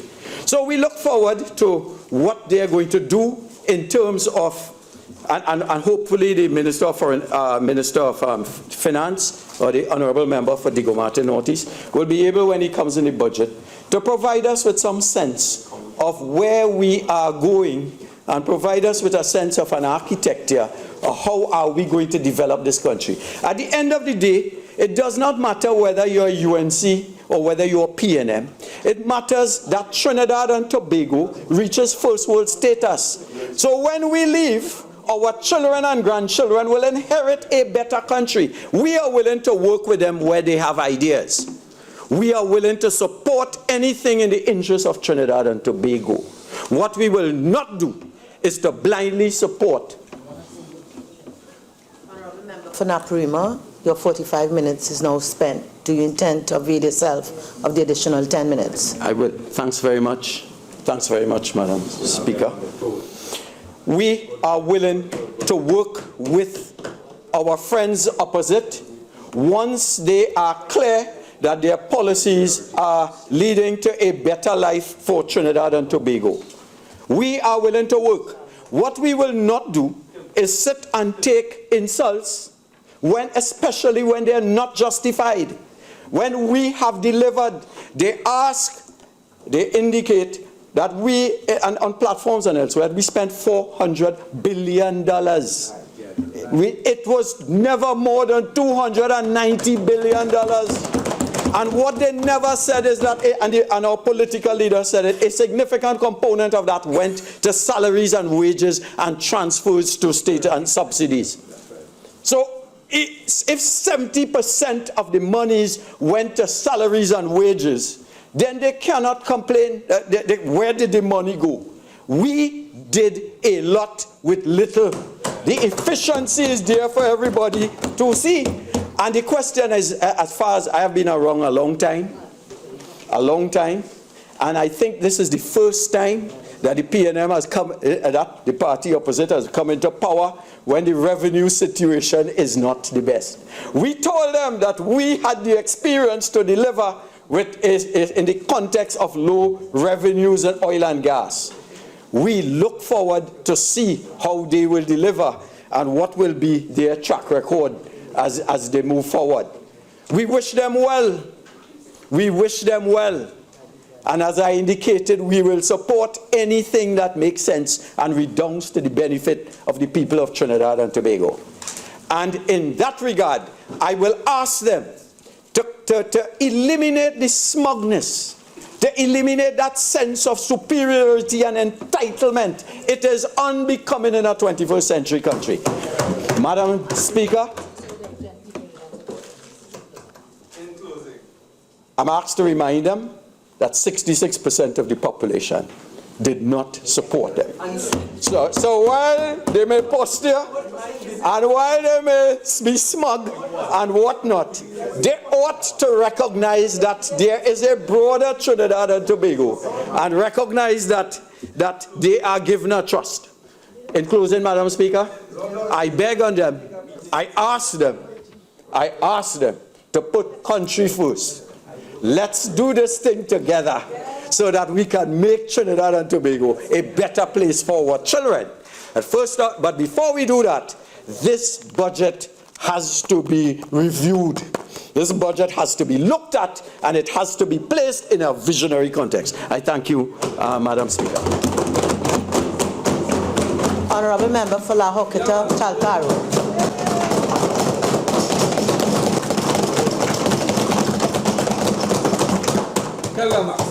Thank you, Madam Speaker, and may I extend congratulations to you on behalf of the constituency of Horquetta Talparo on bringing grace and dignity to this House. back to the House. Madam Speaker, I have risen to speak on this bill on behalf of the constituents of Horquetta Talparo. All 26,031 of them, the majority of whom voted overwhelmingly to see a return of the People's National Movement to government. I want to begin on this note, since the budget presented by the Minister of Finance, my friend from the Gomartin Northeast, is a budget that has great implications for the people of Horquetta Talparo. I also want to recognize the work of my colleague from Aroka Manoni, the Minister of Planning and Development, for ensuring that Horquetta Talparo got its just due in this year's budget. You see, Madam Speaker, since Monday, September the 7th, I've been meeting weekly with my constituents and hearing of their needs, their concerns, and their fears. And there's a lot that needs to be done in Horquetta Talparo. I want to congratulate the last speaker, who clearly survived the No Rodney campaign that was being waged in the UNC, and can still appear here to speak strongly in the defense of that party. Now, although Although he began his presentation, for a minute there, I thought he was speaking on behalf of the government of Singapore. You know, I listened to him speaking about the Prime Minister's, the former Prime Minister's stewardship, and I recall that he was a campaign manager, and he was also the person who assisted her in New York at the United Nations. And I remember that he failed to get her. That's right. The honorable member. My apologies. That the member for Naparima not only failed the member for Superior in the last election, he also failed her in getting her desire. Superior. Sorry, my apologies, Madam Speaker. Failed the member for Superior in getting her, getting the member. No. I know where I'm going. In getting Trinidad and Tobago, the member for Superior's dream to get the small arms treaty for the country. No, it was your dream. The member for Naparima also failed us in the ACP. He failed us in the Commonwealth. And so we cannot take communications advice or strategy advice from the members for Naparima who seems to be lost in Singapore while we are here in Trinidad and Tobago. I am here because the good works of the UNC, if there were any, were lost on the constituents of La Horquetta Talparo. Madam Speaker, while the constituents of La Horquetta Talparo were experiencing poverty and in some cases deliberate neglect, those on the other side were busy feeding at the trough for 5 years. When they were tired feeding, they simply billed the state for more to pay for gastric bypass surgery to fix their bloated stomachs. That is what they have done to us. Okay, 4 and 6. Which member of the House is he talking about? I am on my legs. I am on my legs, please. I would like to remind members of the provision of Standing Order 54-2. In terms of the objection, I overrule. You can continue, Honorable Member for La Horquetta Talparo. Madam Speaker, we have had to endure 5 years of bloated budgets, and all we are left with is a gastric bypass treasury. Madam Speaker, the most bloated budgets over the last 5 years were assigned to the Ministry of Communications, where the government spent billions of dollars. So that before I delve into the concerns of La Horquetta Talparo, I wish to speak a little on the Ministry of Communications. You see, Madam Speaker, every day I go into that ministry, I am confronted by the sheer wastage and corruption that have taken place in the Communication Ministry. Whether it was part of the Office of the Prime Minister, when the member for Superior was responsible, whether it stood on its own or was absorbed into the former Ministry of Trade, Industry, Investments and Communications. Over the last 5 years, Madam Speaker, you will be horrified that the country was shocked to learn about, while the country was shocked to learn about live sport, even more brazen robbery was taking place literally right before our eyes, being captured on our TV screens and on billboards all across the nation. The most bloated budget was at the Government Information Services Limited, a company that I had the privilege of leading from 2007 to 2010. I'd just like to remind the member of Naparima of one thing.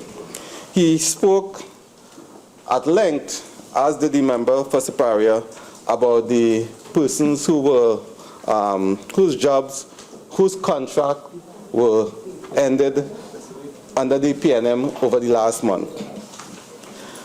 For the period June 1st, 2010 to the 31st of October 2010, 2,005 officers in the public service did not have their contracts renewed. How many? 2,075 persons from June 2010 to October 31st, 2010, we did not have their 2010 alone. 2,075 persons. 4 months. Wow. And I would like to remind both the member for Naparima and the member for Separia that I was one of them. 4 months, 2,500. Wow. Over that time, the annual audited accounts of GISL were always prepared and bills were paid on time. Madam Speaker, the last...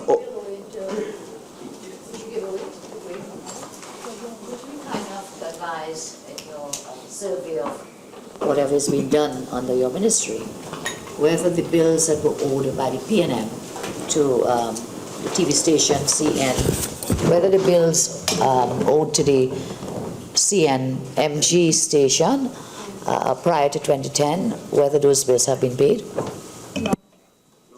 Not true.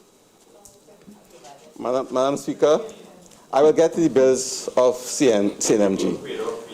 And if they weren't paid over the last 5 years, that can hardly be my responsibility. The ministry is awaiting the reports from 2012 to 2014, the audited reports of JSL, which are now in various stages of incompletion. But whatever they do, they cannot hide the sheer wastage and corruption that have occurred under their administration. The estimated total subvention for 2015 was 69.9 million for GISL, an increase of 124% over the subvention in 2011 of 28.9 million. This means, Madam Speaker, GSL was spending more than twice the budget of when I left it. To put that into perspective, you should remember that UNC came into office following the international financial collapse. But while the world was downsizing, the government and JSL was becoming more and more bloated. Total expenditure for 2015 is estimated as 83.8 million, as against 38 million in 2011, an increase of 120% in 2015 over 2011, or an average of 30% per annum. Madam Speaker, while the budget was doubling, they were producing less.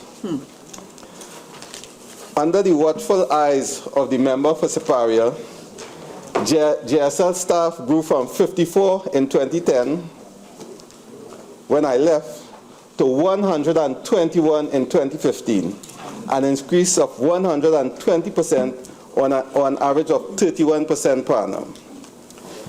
The wage bill grew by 104%, doubling from 8.8 million in 2010 to 18.4 million in 2015, or an average of 26% per annum. Madam Speaker, the company became bloated as it became a feeding trust for the friends, family, boyfriends, girlfriends of those holding high office in the so-called People's Partnership. Personnel were recruited without the required academic qualifications, skills, and experience, contrary to all policies governing state enterprises. According to the Internal Auditor's report of September the 21st, 2015, there were breaches of the tenders policy and procedures for selecting. There were instances of overriding of controls and non-adherence to established procedures for state companies. This included the advertising of vacant positions on the approved structure. The internal auditor expressed concerns about the substantial portion of the staff budget allocated to freelancers and raised the issue of value for money. Madam Speaker, what the internal audit report shows is that while under the UNC, the country was flooded with false papers, at GSL, they didn't even bother to have papers. Your birth paper became the most important qualification. No paper. The member for Tabakit at one time had responsibility for communication and presided over this sorry state of affairs. I expect him at some point to state how many members of his family were employed there and whether they were qualified for the jobs they held. The member for Saparia also appointed her speechwriter as chairman of GSL, and his family also feasted at the trough. Jai. Madam Speaker, the corruption was not just confined to the UNC, but also the Congress of the People. I was shocked to learn on assuming office at the ministry that a former chairman of the Congress of the People had been paid $200,000 to do a communications plan for the government through GISL. When the plan was submitted, it was found to have been downloaded via the internet from a province in Canada. The entire document was plagiarized with hardly a word or a comma change. The document was rejected by the staff of the ministry. And would you believe, just like in live sport, they refused to give back the money. $200,000 for what was in effect a photocopy. And Madam Speaker, you want to know what the real tragedy is? The member for St. Augustine, the leader of that party, said not a word. And I would like to believe that he must have known about this development. Madam Speaker, when they finished feeding, GSL outstanding debt to suppliers had risen to an estimated $35.8 million, including debt to the media of $9.5 million. I had left a jet-free company in 2010, Madam Opposition Leader.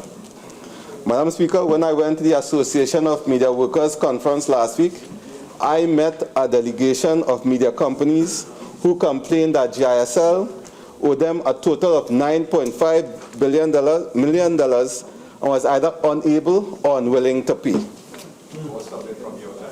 They are also receivable, no it wasn't. There are also receivables from ministries of an estimated $7.6 million, which is difficult to quantify since in many instances there are no supporting vouchers. But while much of what transpired over the period can be blamed on mismanagement and corruption, GISL also had something called Project ICON, an acronym for Integrated Media Outreach Network. It was nothing more than a con job. Madam Speaker, the main beneficiary of this $50 million contract is a man who had a way with words. And it struck me that when those on the other side were agreeing to name this project ICON, they never realized that the man was conning them. Project ICON was hidden in the 2014 estimates of expenditure as expenditure for the implementation of a strategic plan. Now, I have done strategic plans, and I know of no plan for a company that size which can cost $50 million.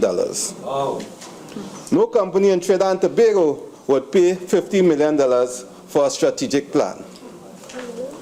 That $15 million was never about a strategic plan, but was nothing more than a costly, ill-conceived, and badly implemented project aimed at enriching a few people and hopefully getting the UNC elected into office.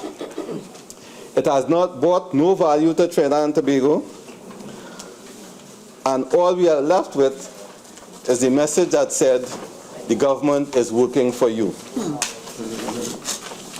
On paper, Project Icon included 1-minute video clips featuring government ministers, commented on opportunities and services, cable advertising, electronic billboards, multi-screens, and radio and television advertising. Under this project, there are 3 contracts, including one between a consultant who has played, now this is a consultant, a resident of Trinidad and Tobago, residing in Trinidad and Tobago, who has been paid $10,000 a month. So imagine why you can't get $500 US to travel, and businessmen can't get US dollars to meet their international obligations. JSL was paying every month a Trinidadian living in Westmoreland $10,000 US a month. A strategic plan. Now imagine that this man, hired as a consultant by a state company, also gets them to buy him a fully maintained SUV. This is the same consultant that the GSL board appointed as a CEO from January 5th, creating a conflict of interest between a consultant managing a state company while he has a contract with them. As of July 2015, the total sum of US $190,000, that is just over 1.2 million TT dollars, was paid to the consultant and acting CEO. When I assumed office, I found a file in the ministry where the consultant was threatening the permanent secretary if he did not allow the contract to continue.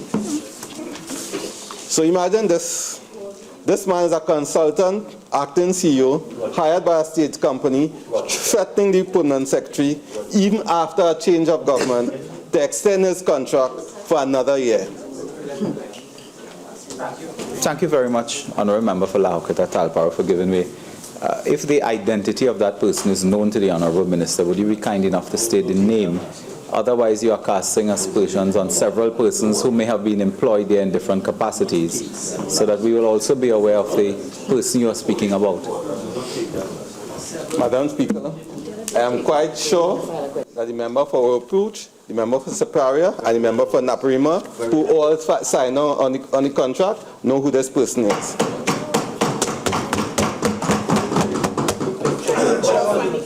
Wait. No. On a point of...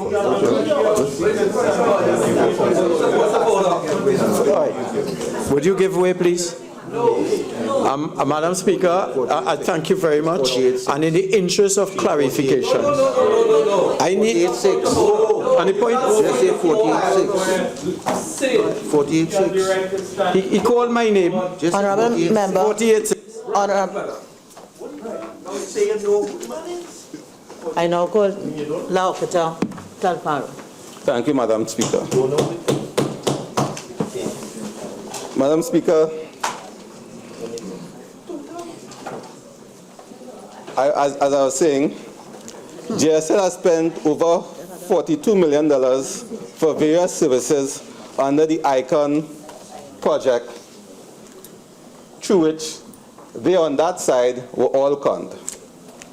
There are invoices to be settled totaling 21.9 million. It is difficult to come to grips with the total cost of the project, and an audit is therefore required. For in addition to the $50 million ICON project, the government was also conned into a $62 million contract with another service provider. The management estimates the total expenditure so far in the region of $80 million. Wow. 80, the strategic plan. This plan, man. Now, when I spoke to the Association of Caribbean Media Workers last weekend, I told them that we had spent $90 million in total on state media over the last year. But that was before I got the latest information. I have since discovered that at GISL alone, the figure was $80 million. And there are real similarities to live sport, Madam Speaker.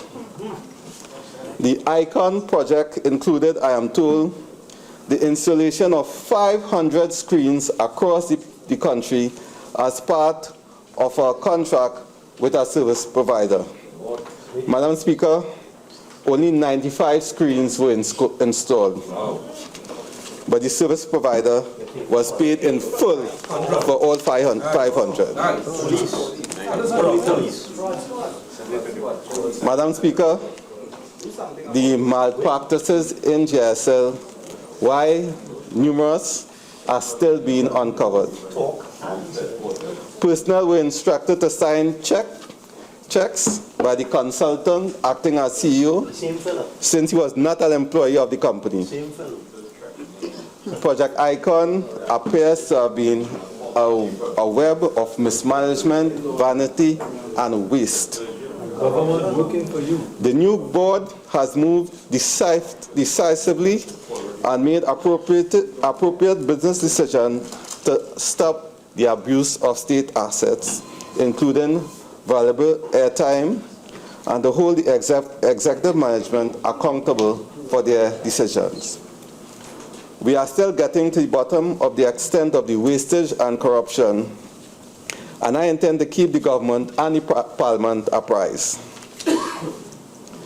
I now come to the Caribbean New Media Group, which is supposed to be a state-owned media entity, but which became, under the direction of the member for Superior, a UNC party organ. Madam Speaker, over the last 5 years, CNMG was hemorrhaging money, and over the last financial year, the losses peaked as there was a frantic attempt to do everything to support the UNC. Madam Speaker, based on the audited accounts for the year ended December 31st, 2014, revenues totaled $30.2 million and expenditure $53.6 million. The total loss was $23.4 million. Growth in revenue over the 4 years from 2010 to 2014 was minus $2.2 million or minus 6.5%.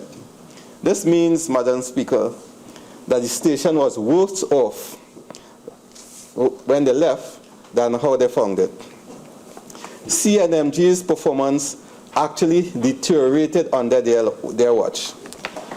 Total expenditure grew from $45.2 million in 2010 to $53.6 million in 2014, an increase of 18.6%.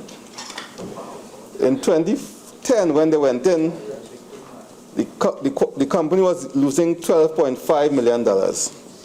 By the time they were finished with it, the total loss for 2014 was $23.4 million. The losses almost doubled.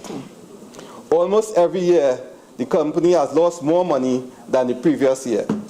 So in 2010, the losses were $10.5 million. In 2011, it rose to $14.1 million. In 2012, it was $13.4 million. In 2013, it rose again to $15.7 million, and in 2014 to $23.4 million. Total losses for the period 2010 to 2014, therefore, amounted to $79.2 million. The increase in losses was mainly attributable to the increase in staff costs from $17.4 million in 2010 to $28.8 million in 2014, or 40%. I guess that's why the member for Naparima could say that they employed a lot of people. Staff cost is projected at $26.8 million for 2015. Like GSL, CNMG was a haven for party supporters. As at August 31st, 2015, revenues were estimated at $21.4 million and expenditure $37.4 million. The loss for 2015 is estimated at this point at $15.9 million. Although this was an election year when there was a significant increase in advertising expenditure.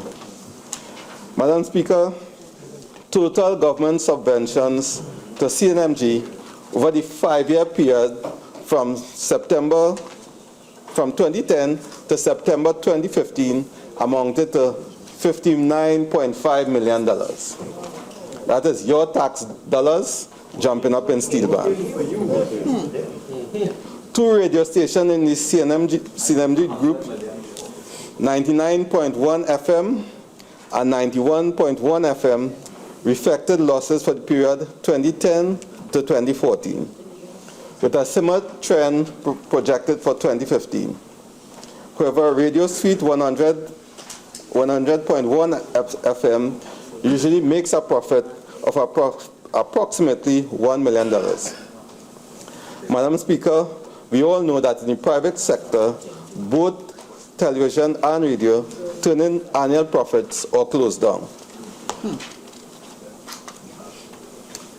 Madam Speaker, the CNMG group has had a weak performance with respect to audience patronage. In the market facts and opinion surveys for 2012, 2013, and 2014, none of the programs ranked within the first 16. The performance of the morning show was dismal and was nowhere on the radar of yours. Worthy of note, Madam Speaker, is that up to 2009, CNMG's primetime news was rated in 2nd place by the surveys. The main reason for the decline of the station is the use of it as a political vehicle. The member for Superior's decision to debate herself on CNMG would have had a significant impact on the station's already declining credibility. The member for Superior's decision to debate herself on the station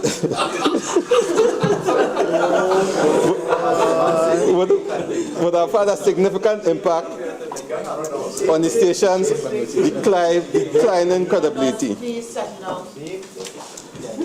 The rampant propaganda, politicizing, and draining the station of some of the country's best media talent have severely wounded the viability of state media in the country.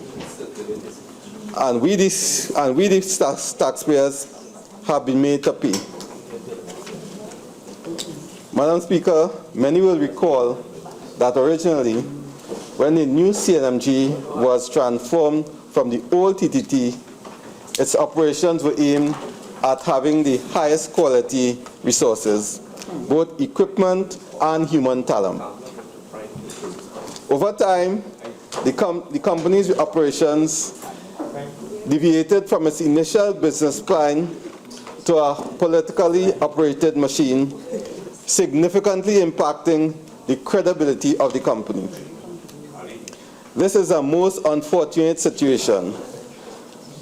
because the TV station was good and had competitive programs, especially its news and current affairs programming, where it began to fall down.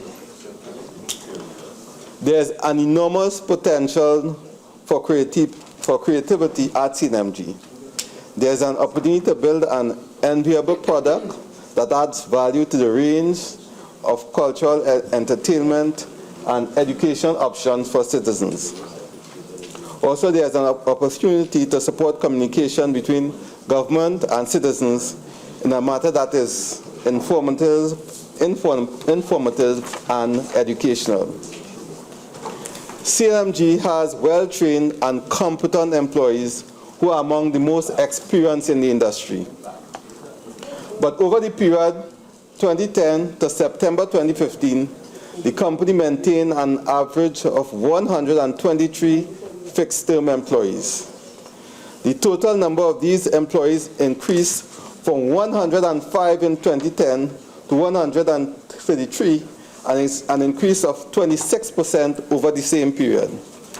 The wage bill for this category of employees also increased by 26% over the years, from 13.9% to 17.6%.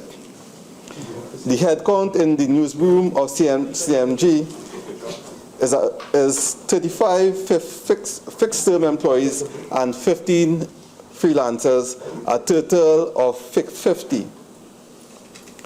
The total cost per annum for these 50 persons, including freelancers, in 2014 was $24.4 million.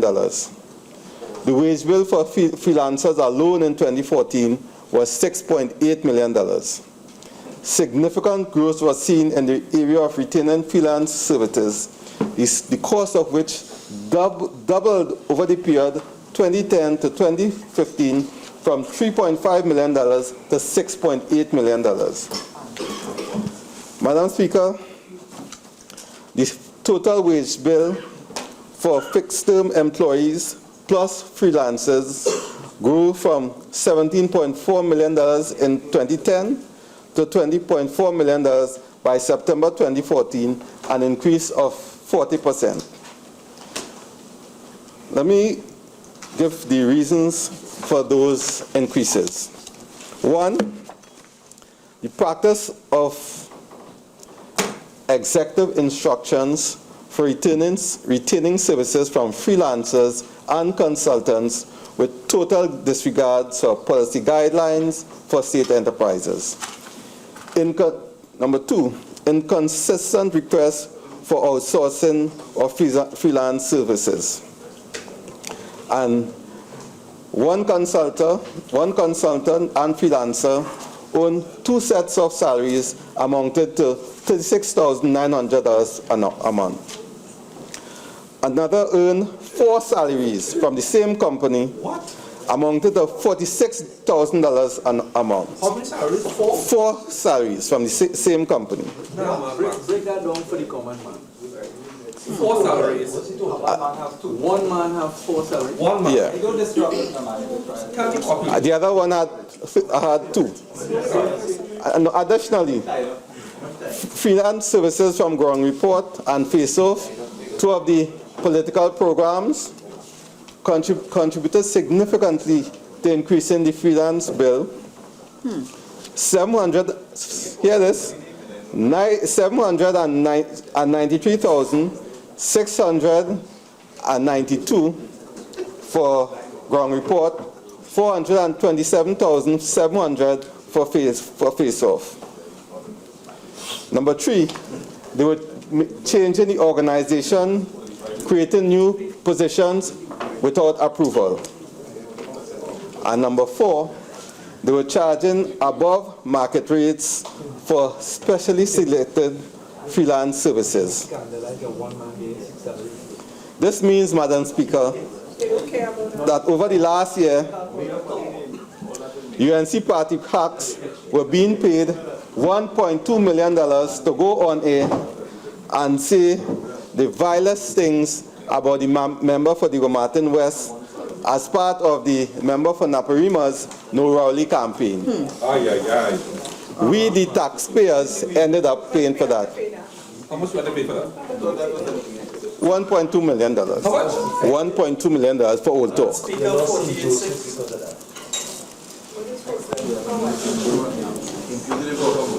Honorable Member for Naparima, could you succinctly deal with the point of order you're raising? You're saying that that some expense from the Norauli campaign was attributed to that institution. Tell me what. Member, you've raised 48.6, which says that no member shall impute improper motives to a member, No expense. Yes. to a member of the House. I would expect if you have raised 48.6, that's why I've asked you to succinctly develop it. It He would has be, said. 1 minute please, I am on my legs. I would expect that the point would relate to an improper motive being made in the statement by the member of the Honorable Member for Horquetta, Talparo, against another member of this House. I don't get that from what you've just said. Okay, and I rule that there is no, I recognize that some of us are new and we may not be very familiar. But in terms of, I think we all need to be guided very strictly by Standing Order 54-2. I have ruled that there is no imputation of improper motives against any member of this House. Thank you, Madam Speaker. I'd just like to alert you that I'll be claiming my additional 10 minutes and possibly injury time because of all these interruptions. Madam Speaker, in the new dispensation and based on sound business and performance management principles, the new Board of Directors took business decisions to hold the executive management accountable for the dismal performance of the station over the last 5 years. It is my understanding that the Board of Directors will soon be advertising for a CEO for CNMG. Madam Speaker, many would question the need for state-owned media, and rightly so, given the dismal history. We intend to engage the population in determining our way forward. But the Ministry of Communications is not just JSL and CNMG. I was shocked to learn that many of the issues facing the Line Ministry had made no advance since I was there in 2010 as an employee at JSL. The Shogunas Library, which was about to start in 2010, was neglected by the UNC government in its heartland constituency. It has also been abandoned by the contractor. The pace of library construction nationally has stalled. The National Archives, which had a plan for a new home also in Shogunas, that plan has been abandoned for a makeshift structure in its present location. What is wrong with you? What is wrong with you? Why are you so nervous?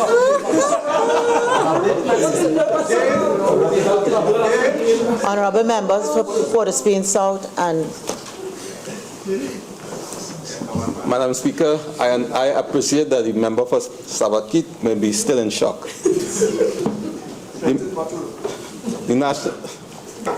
The government Prt4 was forced to shut down its office in Port of Spain and had to relocate to Carney at a monthly cost close to $300,000. The Freedom of Information Secretariat is barely functional, as it has been deprived of staff as the government focused more on suppression information than enabling the public's access to information. In fact, Madam Speaker, under their watch, the government has been taken to court as a result of their failure to comply with 41 Freedom of Information requests made by the Heliconia Foundation to various ministries and agencies. The court also ruled against an earlier decision by the Ministry of Planning under the member for Caroni Central to comply with a Freedom of Information request. Madam Speaker, because of their unwillingness to provide information, they starved the Freedom of Information Secretariat of resources. The data protection suffered a similar fate, with no access to resources. As its efforts to get staff and critical legislation passed came to naught. The Film Censors Board cannot now even find a home to do their work. That is the kind of neglect experienced by the ministry while the party people partied. But Madam Speaker, I want to return to my constituency of La Horquetta Talparo. Madam Speaker, as bad as the neglect of the ministry was, it was worse for the constituency of La Horquetta Talparo. Over the last year, as I campaigned in the constituency, in fact, over the last month, since becoming MP for the constituency, I've realized the extent of the neglect that has been visited on the constituency by the United National Congress and the members on the opposite side. Now, I still have a home in that constituency. And over the years, I have been represented by the member for Caroni Central, by the member for Caroni East, and the member for Chaguanas West. And Madam Speaker, I can see without contradiction that the parts of La Horquetta Talparo that formerly fell under Caroni East and all those areas have been totally neglected. You see, Madam Speaker, this constituency has some of the worst roads in Trinidad and Tobago, in places like Mundo Nuevo, Tamana, and Touch Road. Now, despite what the member for Cuba North said, people are experiencing a lack of water over the last 5 years, and despite all the claims of water for all. La Horquetta Talparo is a relatively new constituency which elected its first member of parliament in 2007 as the constituency of La Horquetta Talparo. The constituents of La Horquetta Talparo welcome this budget. This is so for the simple reason that this budget recognizes that they exist, and for the first time brings tremendous benefits to them. Do you know, Madam Speaker, that for the last 5 years, there was not a single major project in La Horquetta Talparo. We saw billions being spent. Honorable Member for La Horquetta Talparo, your 45 minutes have been spent. I understand you've indicated you intend to avail yourself of the additional 10 minutes. I want to suggest that now is an appropriate time for us to break for lunch. This House is now suspended for the lunch break. We shall resume at 1:30 p.m.